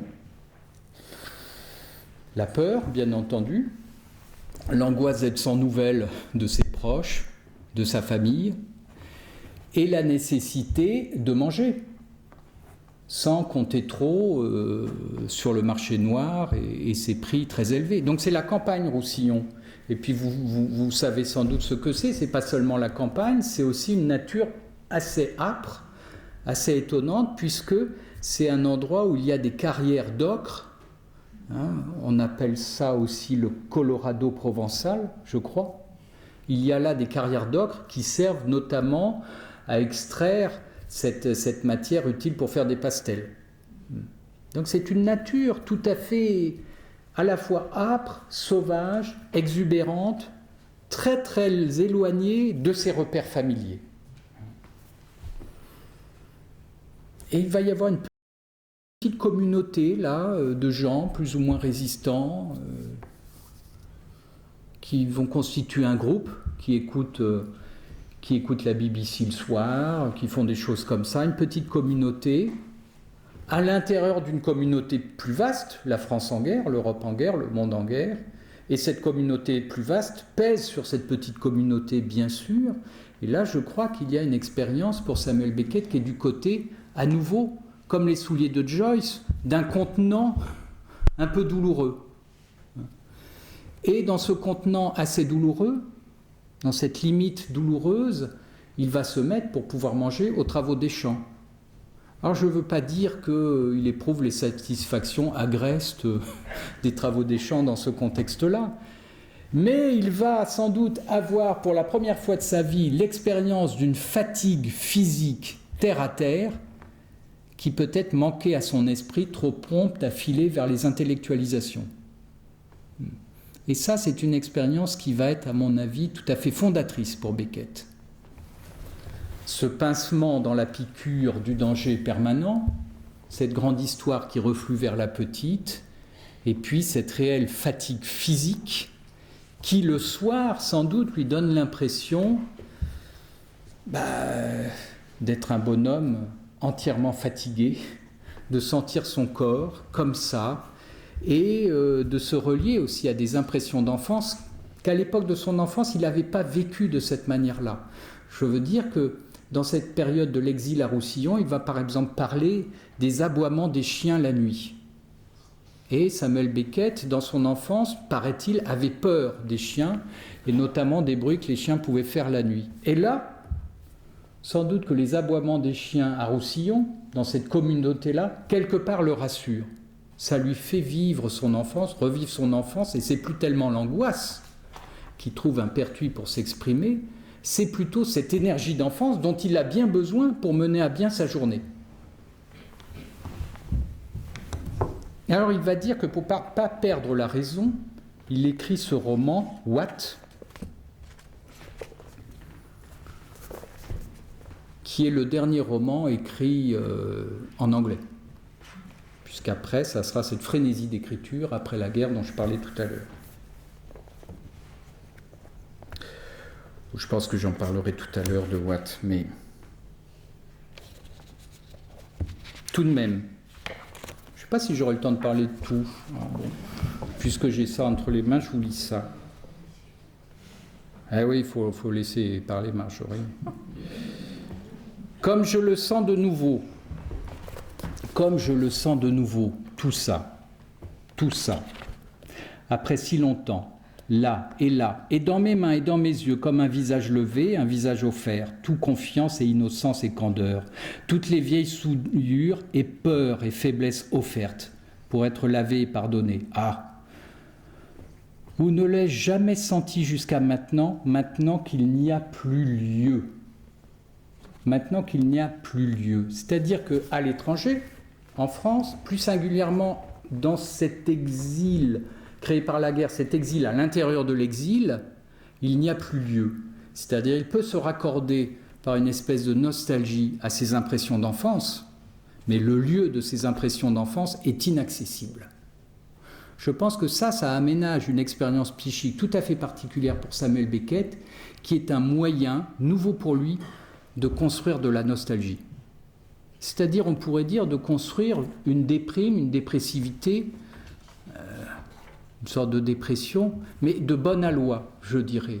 Sa mémoire fonctionne, et puisqu'il n'y a plus lieu, puisqu'il ne peut plus revenir, il ne peut plus qu'imaginer et se raccorder comme ça par la pensée, en étant protégé par la distance, se raccorder uniquement par la pensée à son environnement familier. Et à partir de Watt, ce qui va progresser dans l'œuvre, c'est ce qu'on pourrait appeler une irlandéité. C'est-à-dire que l'Irlande va devenir aussi, de même que son environnement le plus familier, mère, père, les impressions naturalistes de son enfance, les sensations de son enfance, ça va devenir un des objets de son œuvre. Mais parce qu'il n'est plus obligé, il est même à un moment obligé de ne pas y retourner. Encore une fois, c'est le manque qui crée la pensée, qui crée peut-être l'excitation et qui crée l'envie d'y retourner. Mais puisqu'on ne peut pas y retourner, eh bien, il y a la nostalgie qui progresse. Bon, je vous ai lu un passage de Watt, je vais bientôt m'arrêter là pour aborder, finalement, je vais terminer là-dessus, pour aborder peut-être une légende beckettienne assez tenace. Alors j'ai parlé de celle de l'absurde, celle du néant, celle de la détestation de son frère, bon, peu importe, mais moi, j'ai souvent entendu dire que Samuel Beckett personnalisait définitivement son écriture en passant au français, et que le signe de cette personnalisation, de ce nouveau style, plus plein, plus à lui, plus affirmé, c'était l'emploi du « je », le pronom « je », qui ne viendrait qu'avec l'usage du français. Eh bien, je vous ai donné la preuve inverse, puisque dans Watt, écrit en anglais, vous avez entendu « comme je le sens de nouveau », tout ça, etc. Le jeu apparaît dans l'œuvre très tôt de Samuel Beckett. Et ce n'est pas parce qu'il écrit en français que d'un coup, il y a un jeu qui apparaît. C'est un peu plus compliqué que ça. D'ailleurs, c'est drôle parce que dans l'œuvre, il y a quelques tours très très personnalisés. Dès les débuts de l'œuvre, je pense à un moment dans son premier roman, Murphy, où il se met à employer des tournures tout à fait étranges, alambiquées, amphigoriques, et il pose une petite parenthèse en disant « Thank you, Mr. Beckett ». Et dans certains de ses poèmes précoces, il y a le jeu qui arrive aussi, bien entendu. Mais il y a quand même quelque chose de vrai dans la légende du jeu. C'est que, alors qu'avant le français, le jeu pouvait apparaître, mais n'était pas vraiment acteur de l'action, était plutôt témoin de l'action, progressivement, avec les textes en français, le jeu va se montrer non plus seulement témoin de l'action, mais de plus en plus acteur de l'action. C'est comme si Beckett, grâce au français, saisissait son jeu de façon plus ferme, mais jusqu'à pulvériser celui-ci. Parce que si le souhait, le projet beckettien, c'est d'aller vers les précurseurs de la langue, vers les déterminants les plus sensitifs qui nous forment, le jeu, c'est déjà assez tardif dans cette évolution. Et Beckett va réussir à tenir ce jeu, à l'attraper, mais tellement solidement que progressivement, il va le pulvériser. Alors, je vous montre ça en lisant, par exemple, les premiers romans en français. Premier roman en français, Mercier et Camier. Il a dû écrire ça en 4 mois, en 1946. Comment ça commence? Moi, je n'ai même pas besoin de connaître ça par cœur. Le voyage de Mercier et Camier, je peux le raconter si je veux, car j'étais avec eux tout le temps. Lisez ça, Mercier et Camier, c'est un peu sur le mode Bouvard et Pécuchet, c'est très drôle. Et voilà, ça commence comme ça. Le jeu ne va pas être très présent dans Mercier et Camier, mais il assure d'emblée son emprise sur le récit, à la différence des précédents textes. Je peux le raconter si je veux. Vous êtes subordonné à moi, vous, lecteur. Ça, c'est vrai que c'est un jeu d'une autre présence que celle qui se donnait à voir auparavant. Deuxième roman, écrit en français, Molloy. Poursuite du mouvement de creuser profond, aller vers les déterminants de la langue. La chair de la langue, la première chair, c'est quand même la mère. Je suis dans la chambre de ma mère. C'est moi qui y vis, maintenant. Et là, ça va être un jeu tout du long. Troisième roman en français, Malone meurt. Toujours la lettre M, c'est bizarre quand même. Alors là, quelque chose qui nous fait penser du côté de l'excitation à ce que certains psychanalystes ont appelé l'agonie, les agonies primitives. Mais début de Malone meurt, je serai quand même bientôt tout à fait mort, enfin. Peut-être le mois prochain, ce serait alors le mois d'avril ou de mai. Je serai bientôt, toujours ce jeu qui se donne d'emblée et qui rigole avec nous, là, parce que si Beckett dit qu'il va bientôt mourir et qu'il va peut-être aller jusqu'au mois d'avril, le mois d'avril, vous vous rappelez, c'est sa naissance sous le signe de la résurrection, du chemin de croix, etc. Tout ça pour nous dire qu'en vrai, il ne va certainement pas mourir. Quelques pages plus loin, comme s'il accédait à une position winnicottienne, on va dire, hein, le chapitre suivant, « Cette fois, je sais où je vais, ce n'est plus la nuit de jadis, de naguère, c'est un jeu maintenant. Je vais jouer. Je n'ai pas su jouer jusqu'à présent. J'en avais envie, mais je savais que c'était impossible. Il lui fallait cette autre langue pour pouvoir mieux jouer. Mieux jouer à quoi ? À des jeux extrêmement régressifs, mais des jeux quand même. » Et puis la fameuse trilogie, donc après, en français, hein, voilà, là, vous voyez, je pense qu'il a tellement attrapé son jeu qu'il l'a pulvérisé. L'innommable. Où maintenant ? Quand maintenant ? Qui maintenant ? Sans me le demander. Dire je. Voilà comment ça commence. Où maintenant, quand maintenant, qui maintenant. Voilà. C'est vraiment ces premiers repères de comment l'enfant très jeune se construit une représentation. Et on ne descend pas impunément comme ça hein, vers le creuset de sa propre identité. Il y a un moment où ça devient trop lourd, même si on a changé de langue pour mieux s'en approcher, pour mieux se décentrer, même si on a ces nouvelles lanières d'Ulysse qui sont les nouveaux mots de la nouvelle langue. On n'y arrive pas toujours. Donc le récit suivant, les textes pour rien, commence ainsi. Brusquement non. À force. Je n'en pus plus. Je ne pus continuer. Vous voyez cette espèce d'impuissance à laquelle Beckett va être souvent confronté lorsqu'il sera allé trop loin et qui lui impose, dans la poursuite de son œuvre, une nouvelle diversion. Enfin, diversion, ça laisserait entendre quelque chose d'un peu ludique ou d'un peu presque péjoratif là-dedans. En tant que psy, on dirait peut-être une nouvelle médiation, et c'est-à-dire qu'il va passer au théâtre. Entre l'innommable et les textes pour rien, il va passer au théâtre, il va écrire Godot. Et puis, lorsque Godot est la deuxième pièce, lorsque le théâtre, fin de partie, le confrontera à ce même vécu d'être peut-être allé trop loin et qu'on arrive à des points où l'air vient à manquer, des points suffocants, eh bien, il faut à nouveau changer de médiation. Ce ne sera plus le théâtre, ça sera des pièces radiophoniques, ça sera des chorégraphies, ça sera dans pas trop longtemps des pièces pour la télévision. Et Samuel Beckett est absolument exemplaire pour moi d'un chemin où la créativité réussit à toujours s'aménager en butant contre son impossibilité, brusquement non, je n'en peux plus, en allant chercher quelque chose d'autre pour continuer quand même. Tout en nous faisant croire qu'il est en train de creuser le silence, le néant, le vide, le rien. Peut-être qu'il serait en train de rater encore, rater mieux, enfin quelque chose comme ça. Vous savez, dans Cap au pire, en fait, Samuel Beckett, il maîtrise extrêmement bien sa création. Hein. Il maîtrise extrêmement bien ce qu'il a envie de nous transmettre.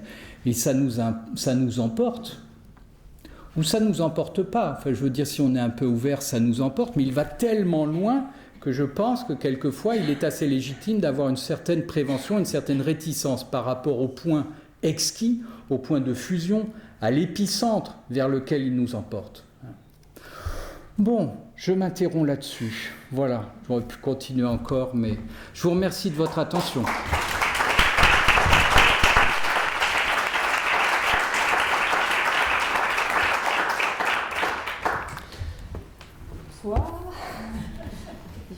passer après toi. Il faut savoir qu'il est beaucoup plus connaisseur en théâtre et en affaires théâtrales qu'il ne le dit, puisqu'il me fait une farce, en m'annonçant 1 minute après le début de ce séminaire que je dois parler autant que lui.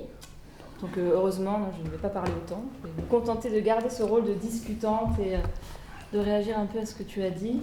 Je remercie donc Johan pour son invitation à ce séminaire et aussi Marie-Bernard Couture d'avoir permis cette rencontre il y a 4 ans maintenant. Et on s'était rencontrés sur Beckett et peut-être je vais partir de cette phrase qui pour moi était assez déterminante dans notre travail commun. Tu parles donc du Beckett enfant et tu dis qu'il est sans doute, il n'est pas un intellectuel, quelle qu'en soit l'apparence, c'est un sensualiste. Donc moi c'est ça qui m'intéresse en fait dans le travail de Samuel Beckett et c'est l'objet aussi de mon travail de thèse, donc je ne vais pas vous imposer un résumé de 800 pages, 2,3 kg et 10 ans de recherche. Il est tard, mais essayer peut-être de revenir sur un petit peu mon parcours très rapide qui prend vraiment appui sur cette phrase. En fait, la réputation de Beckett, c'est quand même la réputation d'un intellectuel qui écrit pour les intellectuels. C'est vrai que quand on va au théâtre voir du Beckett, parfois les réactions autour de l'entourage sont assez soit extrêmement surprises, soit parfois des réactions de rejet.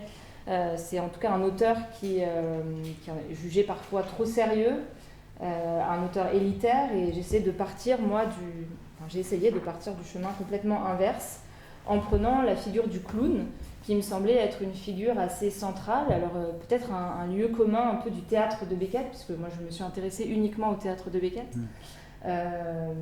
donc sans doute un lieu commun de l'écriture théâtrale, mais en même temps peut-être une clé de lecture aussi pour repenser la réception de son théâtre, c'est-à-dire un théâtre qui ne pouvait plus être pensé uniquement en des termes théâtre intellectualiste, mais peut-être un théâtre plus populaire. Donc en fait je suis partie de cette figure d'abord du clown tragique, puisque c'était un peu le syntagme figé qu'on avait à la suite des premières représentations, et particulièrement en 1953, à la suite d'En attendant Godot, lorsqu'il est joué pour la première fois au théâtre de Babylone, lorsque Colette Serrault dit que c'est le jour où le théâtre a tremblé. Ce qui apparaît tout de suite, c'est vraiment la figure du clown triste, en fait, du clown tragique, un peu misérable. Et effectivement, donc, j'ai travaillé sur la représentation de ces figures, donc sur la marginalité, le handicap, puisque si vous connaissez un petit peu les pièces de Beckett, vous voyez que progressivement le corps fait défaut, les personnages sont encore relativement mobiles en attendant Godot, et puis plus on avance, plus les personnages sont privés de cette mobilité. Fin de partie, on a des personnages qui sont enfermés dans des poubelles, c'est amusant, ce sont les géniteurs. Ham, lui, est en fauteuil roulant, puis dans Oh les beaux jours, Winnie est enterrée d'abord dans un mamelon de sable jusqu'à la taille, puis ensuite jusqu'au cou. Les personnages de comédie sont enfermés dans des jarres, donc on voit bien qu'il y a une privation comme ça de la mobilité corporelle. Et donc cette figure du clown, c'est d'abord un clown affaibli, un clown un peu en fin de parcours, une sorte de saltimbanque qui finirait un peu comme clown. Et donc c'est aussi la figure du marginal, du déclassé. Donc là on pourrait revenir évidemment sur l'influence du spectacle de la Seconde Guerre mondiale pour Beckett, de voir tous ces amputés, tous ces misérables. Donc c'est d'abord, moi je suis partie d'abord de cette figure un peu négative du clown. Et puis mon objectif c'était de montrer ensuite comment malgré tout chez Beckett on riait en fait. Dans le théâtre c'était vraiment on devait garder un éclat de rire. Et je m'appuie sur cette formule que vous connaissez sans doute d'Anouilh qui va voir pour la première fois En attendant Godot et qui a ce bon mot. Il dit que En attendant Godot, c'est le sketch des pensées de Pascal par les Fratellini. Et donc c'est vraiment ce mot-là en fait, qui a servi aussi de point de départ un petit peu à mon travail, montrer comment on pouvait passer de la pesanteur, de la lourdeur, du côté balourd du clown, du côté gros godillot justement, à la grâce, à la légèreté, à quelque chose d'un peu sublime, donc du grotesque au sublime, c'est un petit peu le parcours. Et donc le rire, en fait, la figure comique du clown, est une sorte de pansement en fait, sur le tragique, et Beckett opère par l'entremise de cette figure clownesque une sorte de conversion en fait, du pire en rire. Et alors cette conversion, elle se fait par plusieurs aspects, d'abord évidemment par les figures elles-mêmes, les personnages, et on voit dans le théâtre particulièrement, mais aussi dans le roman, tu parlais de Mercier et Camille justement, cette figure du duo qui apparaît de manière quasiment systématique dans le théâtre de Beckett. comment ne pas penser au duo que forment l'Auguste et le clown blanc, évidemment. Donc voilà, j'ai travaillé vraiment là-dessus. Et puis, j'ai travaillé aussi sur le geste comique, sur le rapport à l'objet, comme on pourrait appeler ça l'objouet en quelque sorte, hein, où l'objet devient une sorte de prétexte à jouer, mais en même temps de véritable partenaire de jeu. Et puis sur le langage, évidemment, hein, qui est à la fois recréatif et récréatif. Moi, j'aurais plein de passages à vous citer, mais on en aurait jusqu'à 5h du matin, donc ça va être un peu compliqué. Mais voilà, comment en fait cet aspect un peu du clown, vraiment pris dans son sens originel, vient gommer justement la pesanteur du tragique. Et donc, finalement, ça crée une sorte d'addition. Le plus sur le moins vient donner une réception du théâtre de Beckett qui ne peut plus être une réception d'un théâtre, qui peut plus être un théâtre uniquement misérabiliste en fait. Hein. Alors il y a un metteur en scène, je pense que vous le connaissez, hein, qui a justement donné cette fonction au théâtre beckettien et qui peut-être a le mieux perçu Beckett, c'est Marcel Maréchal. Lorsque pour la première fois il met en scène Fin de partie, il explique dans sa note d'intention, sa note de mise en scène, qu'il souhaite que les personnages aient les maquillages à la Fratellini, que les costumes soient rutilants, que les poubelles soient faites en or. Enfin, il y a vraiment quelque chose qui relève mais du cirque pur. Et il y a je ne résiste pas au plaisir de vous lire cette critique en fait de Poirot Delpech, donc qui aime énormément Marcel Maréchal, mais qui aime encore plus le théâtre de Beckett et qui s'attaque vraiment aux critiques de l'époque qui veulent voir chez Beckett absolument tout ce qu'il y a de métaphysique, de philosophique, de douloureux, d'absurde aussi. Et donc il balaye ça d'un revers de main, et donc alors il s'en prend vraiment aux universitaires, hein, je le cite. L'exégèse universitaire est décidément le cancer de notre époque. La démographie étudiante, le dédain de la pédagogie et la vogue de la modernité font que des commentateurs superflus s'abattent par centaines sur les auteurs vivants, quitte à les stériliser et à limiter la liberté du public qui, sous couvert de lui mâcher la besogne, lui vole le plaisir. Rien de plus difficile à combattre au théâtre que cet entraînement au déchiffrage érudit, au raccourci brillant. Maréchal est sans doute l'artiste de théâtre le moins cérébral de sa génération. De ce fait, il était le mieux placé pour rendre Beckett au public et le public à sa naïveté. Et moi, ce qui m'intéressait, c'était vraiment de revenir à cette idée de la naïveté et en fait de cet émerveillement qui est celui de l'enfant au cirque, par exemple, quand il est face au clown. Il y a vraiment cette innocence. Et là, on prive en fait la réception de toute forme d'intellectualisme. C'est-à-dire qu'on revient vraiment au spectacle et au sens, à la sensualité du texte beckettien, et à ce qu'on doit prendre comme tel, c'est-à-dire ce que c'est du dire et du faire et pas autre chose. Et en fait, ce déplacement, ce dépaysement était intéressant dans la mesure où il allait un petit peu à l'opposé de la doxa particulièrement tenace, notamment dans les années 70, hein, qui voulait que Beckett était un auteur élitaire qui écrit pour les intellectuels. Alors, à titre anecdotique, vous avez sans doute peut-être entendu parler du film Un triomphe, qui en fait est une adaptation d'une anecdote, hein, où un metteur en scène va dans une prison en fait et veut faire jouer en attendant Godot à des prisonniers. Donc ça c'est une histoire qui est vraiment arrivée, hein, et des prisons donc dans une prison en Suède, et les prisonniers donc ont joué Godot, ça a été donc un triomphe. Et à la suite de cela, le directeur a écrit donc pour remercier Beckett, et un prisonnier donc a écrit aussi à Beckett pour le remercier, pour lui dire que ce Godot c'était son Godot aussi. Et donc Beckett a répondu, alors qu'il le répond rarement, une lettre assez longue, hein, de mémoire, de ma vie d'homme écrivain, il ne m'est rien arrivé de pareil. Donc on sent vraiment l'émotion à ce moment-là du dramaturge qui fuit évidemment toutes les mondanités, tous les cocktails, toutes les remises de prix.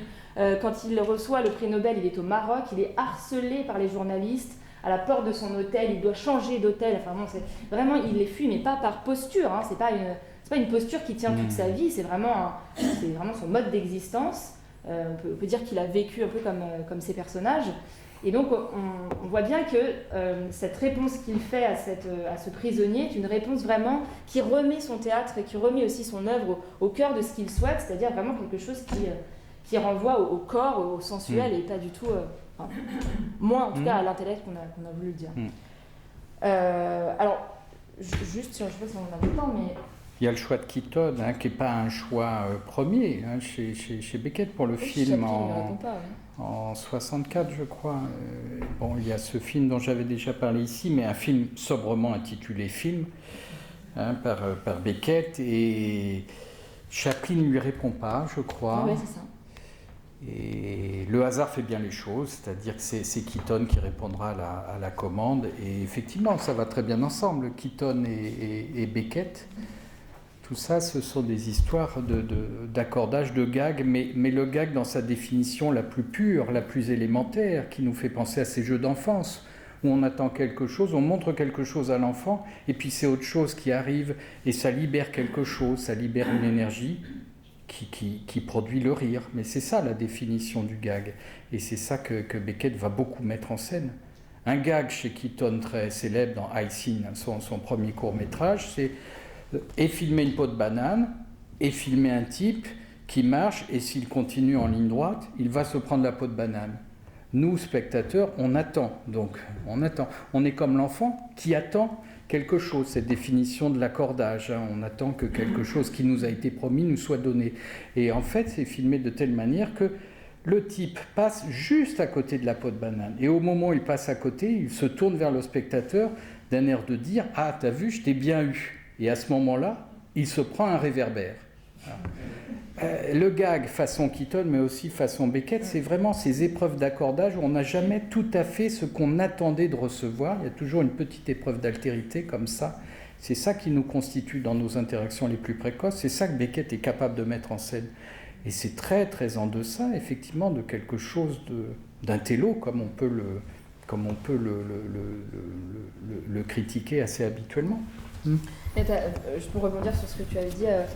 Tu cites ce mot qu'il a en réponse à la proposition de Libé, bon qu'à ça. Alors, c'est deux anecdotes à propos de ça. Parce que, un an après, Libération, donc récidive, et propose à Samuel Beckett une page blanche et pour qu'il s'y promène à sa guise. Et sa réponse, c'est la suivante. Il fait la réponse par l'intermédiaire de Lindon. C'est « Je suggère qu'on me passe sous silence ». C'est assez drôle parce que c'est vraiment ça. Et puis le bon qu'à ça, au cours de ma thèse, j'ai eu l'occasion de parler à des clowns et puis d'aller voir plusieurs directeurs de cirque et donc de parler à un descendant des avatars. Et je lui ai posé cette question, pourquoi est-ce que vous êtes clown? Et c'est incroyable parce que en fait, sa réponse m'a émue. Il m'a répondu exactement bon qu'à ça. Et quand je lui ai dit, mais c'est complètement dingue, je lui ai raconté, donc ça avait été exactement la réponse de Beckett. Il s'en fichait complètement, hein. Je ne savais même pas qui c'était, mais il m'a dit, mais en tout cas j'ai trouvé la proximité assez forte. Il y a cette idée quand même, alors Beckett était un amateur évidemment de Chaplin, de Keaton, mais il allait au cirque aussi, hein. Il aimait le gros clown Charlie Rivel, il était assez amateur. Et d'ailleurs, Anzieux, tiens, j'en ai pas parlé encore, Anzieux il évoque ces créatures dédoublées qui apparaissent dans plusieurs romans beckettiens, Bim et Bom. Et Anzieux fait pertinemment le lien Bim et Bom, ça veut dire biome, ça veut dire bion. C'est aussi le nom de Sauf que Bim et Bom, c'était des clowns russes, effectivement, très célèbres dans les années 20, hein, et que Beckett s'est sans doute inspiré. Alors ça ne veut pas dire qu'il n'a pas pensé à Bion, mais je pense qu'avant tout, il a pensé à ce couple de clowns qu'il avait pu voir et qui était célèbre dans les années 20. Tu m'as parlé d'autre chose aussi sur le... Oui, tu connais ça. Sur la hantise de la... Ah oui, bon, sur le silence. Je pose la question de est-ce qu'il va vers le silence? Alors, en tout cas, du point de vue de l'œuvre théâtrale, je pense que c'est assez net. On a des pièces très bavardes, c'est un petit peu à l'image du corps. Même si quand la parole s'essouffle, c'est le corps qui prend le relais. Ouais. Les pièces, donc effectivement, Intendant Godot, fin de partie, et Le Terriat aussi, qui est une pièce un peu étrange, peut-être la moins beckettienne des pièces pour les beckettiens, mais qui en même temps est une pièce très farcesque. Ouais. Qui est une pièce qu'il écrit en 1946, mais qui sera publiée après sa mort. Ouais, il s'était toujours opposé à la publication. Il ne voulait pas du tout que cette pièce soit publiée. Ouais. Ça s'est fait dans des conditions un peu étranges d'ailleurs. Et donc on voit bien qu'il y a des pièces très bavardes et progressivement de moins en moins de paroles. Et l'objectif de Beckett, alors je ne sais plus à qui il raconte ça, mais oui, voilà, merci, à Charles Juliette, et il dit que son objectif c'est de faire une pièce qui durerait 37 secondes.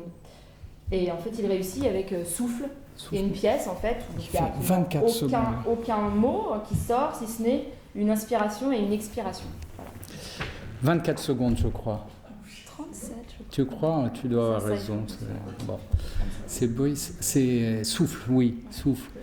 Qui a été monté à la suite de péripéties bizarres comme ouverture d'un spectacle érotique, ce qui l'avait beaucoup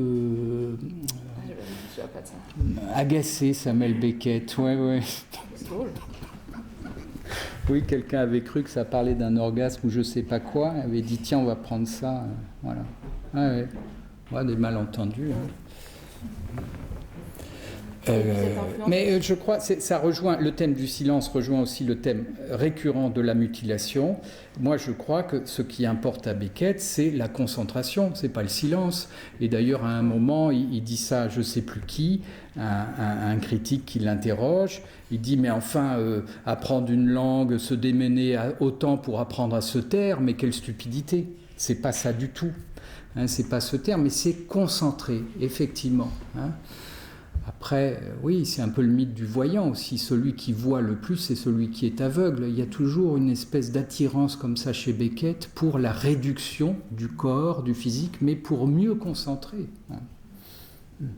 Et tu parlais de l'influence de... Du coup, pardon, mais la Shoah, tout ça, mais bien sûr, c'est important, mais je crois que ça vaut plus comme condition du succès de Beckett après-guerre que vraiment quant aux intentions qu'il y aurait mises lui. Je crois ça. Ouais, ça c'est... Il y a plusieurs chapelles là. Oui, bien sûr, bien sûr, oui. Évidemment. Oui. Par rapport à l'influence de Bion, l'influence réciproque, oui. Alors moi, je suis pas du tout spécialiste de psychanalyse, mais j'ai lu quelque chose autour des combinatoires, et ça c'est vraiment un procédé que va reprendre Beckett, notamment dans une pièce comme Quad par exemple. Sur les tracés et les déplacements. Ouais. Beckett était extrêmement méticuleux sur ses mises en scène. Il assistait toujours les mises en scène. Et c'est vrai que ce calcul comme ça, c'est peut-être quelque chose qu'on peut retrouver chez Bion. Oui. On l'a combinatoire, donc tous ces jeux avec les cailloux aussi chez Murphy ou chez d'autres, cailloux qui passent d'une poche à une autre, combien il faut de cailloux pour avoir combien de poches, faire combien de mouvements, etc. Enfin, c'est des choses très importantes, oui, chez lui. Il y a quelque chose qui flirte avec l'auto-sensualité, on va dire. On doit s'arrêter à 22h30, a dit Pascal, que je remercie beaucoup, mais on a quelques temps pour des questions, 5 minutes. C'est très bien, s'il y en a. Daniel. Avant une question, je notais ce matin, je ne savais pas que j'allais m'en servir, une petite note de Joseph Conrad qui cite Anatole France. Anatole France a dit « Le bon critique est celui qui raconte les aventures de son âme au milieu des chefs-d'œuvre. » Je pense que vous avez fait quelque chose comme ça. Vous êtes des bons critiques. Oui. Vous ne laissez pas les aventures de vos âmes, seulement c'est toute votre réflexion passionnée, partagée. Et très féconde. Enfin, vous avez fait une double conférence, je trouve très remarquable. Alors, pour revenir sur le contenu, ce que tu avais dit en préambule sur la langue maternelle et la langue paternelle, la langue du corps et le langage, il se trouve que dans Malone meurt, il y a un petit passage comme ça, très drôle, mais qui me semble très en rapport avec ce que tu as dit. C'est quand il dit qu'il ne sent plus ses pieds, qui sont extrêmement loin. C'est un peu comme Alice au Pays des Merveilles.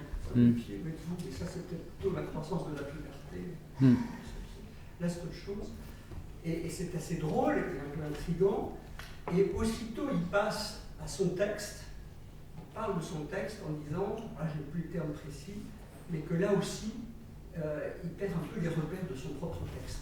Il y a ce rapprochement, cette analogie, et en même temps cette différence entre quelque chose qui est effectivement du corps ressenti, des sensations, la sensualité au sens large, et de l'élaboration textuelle. Il y a ce renvoi très, très étonnant que tes propos éclairent un peu pour moi. Oui, je crois que c'est dans Malo de Meur aussi qu'il évoque le fait qu'il se verrait bien amputé pour mieux marcher, amputé d'une jambe. Voilà, et je crois qu'effectivement, durant une partie de sa vie d'écrivain, il lui a fallu mettre de côté une de ses jambes, c'est-à-dire sa langue anglaise, pour se concentrer sur l'autre jambe, et la langue française activée par la sensation de manque des douleurs de membres fantômes, en quelque sorte. C'est-à-dire, tout ce monde des choses qui est derrière les mots était activé comme ça par cette amputation qu'il a choisie de ne plus se servir du tout de sa langue maternelle. Et c'est redoublé par son rapport au français, parce que toujours dans Malo de Meur, à un moment donné, il dit la femme levait les bras, non plutôt elle les brandissait. C'est ce que je dirais si je méconnaissais encore mieux le génie de votre langue. Oui, oui. C'est-à-dire qu'il a été amputé, il ignore cette langue qu'il est en train d'exploiter à merveille. Oui, oui. Ça fait penser à ces plaisanteries. Quand on lui demande pourquoi vous avez choisi le français, il répond souvent sur des plaisanteries, mais qui, comme le bon Cassin, enfin parce que ces Beckett sont extraordinairement denses, pour faire remarquer moi, ou parce que c'est plus facile d'écrire sans style. Enfin, voilà. Ouais. Ça fait toujours plaisir aux Français d'entendre ça. Mais pour faire remarquer moi, c'est très signifiant. Hein. Oui. Est-ce que Beckett est heureux? Quand on vit avec tous ces fantômes, l'angoisse, ses peurs, ses emboîtements, tout ça. Est-ce que Beckett est quelqu'un de joyeux, d'heureux? Oui, tu dirais comment, toi? Moi, je pense, oui, moi, je pense que les psys ont souvent une jalousie envers ceux qui savent écrire et pensent que ceux qui savent écrire sont forcément malheureux, perclus, d'angoisse, d'agonie, alors que l'agonie, c'est peut-être tout proche de la mort, mais je crois que c'est une excitation formidable, c'est une jouissance qui rend pour autant un peu superficielle les autres jouissances de l'existence. Et je le vois, oui, très heureux, mais à l'intérieur de lui-même. Ouais. Oui. Oui. C'est sur le style. Le style, c'est-à-dire que vous avez beaucoup parlé de l'enfance, mais c'est vrai, on entend beaucoup, y compris les dessins animés, les bandes dessinées, les Tom et Jerry, etc. Enfin, et puis ce style métonymique. Il a tellement aimé Proust, il faut dire Proust, c'est formidable. Et c'est vraiment, il entend, alors là les sensations chez Proust, c'est plus que métaphorique, c'est métonymique, c'est-à-dire le bruit des pavés, le bruit du caillou, les sabots du cheval sur les pavés de l'hôtel de Guermantes, etc. Et c'est pour ça que les phrases chez Proust ne disent pas, on va pas en finir, comme d'ailleurs chez Baloy, etc. Il n'y a pas de point, ça continue, une idée en enchaîne une autre, et en enchaîne une autre. Et ça, c'est vrai, c'est quelque chose de l'enfance aussi, il me semble en tout cas. Ah oui. Stylistique. Oui. Cette plasticité redécouverte de la langue, du mot, considéré finalement comme un bout de pâte à modeler, oui, c'est vraiment l'enfance. Alors ne pas mésestimer, ce qui peut appartenir à l'enfance aussi, c'est la sauvagerie, c'est l'agressivité, dont j'ai pas eu le temps de trop vous parler, mais Samuel Beckett est d'une agressivité, d'une violence absolument formidable. Je ne pense pas qu'il soit possible de lire à la suite l'un de l'autre Molloy, Malone et l'Innommable sans avoir envie de mettre le feu à l'endroit où on travaille, par exemple. Hein. Ça, c'est vraiment... Et sur Proust, par exemple, Samuel Beckett, que l'on prétend si réservé, si neutre, qu'est-ce qu'il écrivait à la fin de son essai, dans une confidence, hein, pas dans l'essai. Dans l'essai, il reste très, très prude, mais « Je suis impatient d'arracher les couilles de la pine critique et poétique proustienne. Il adorait Ruskin et la comtesse de Noailles et pensait qu'Amiel était un précurseur.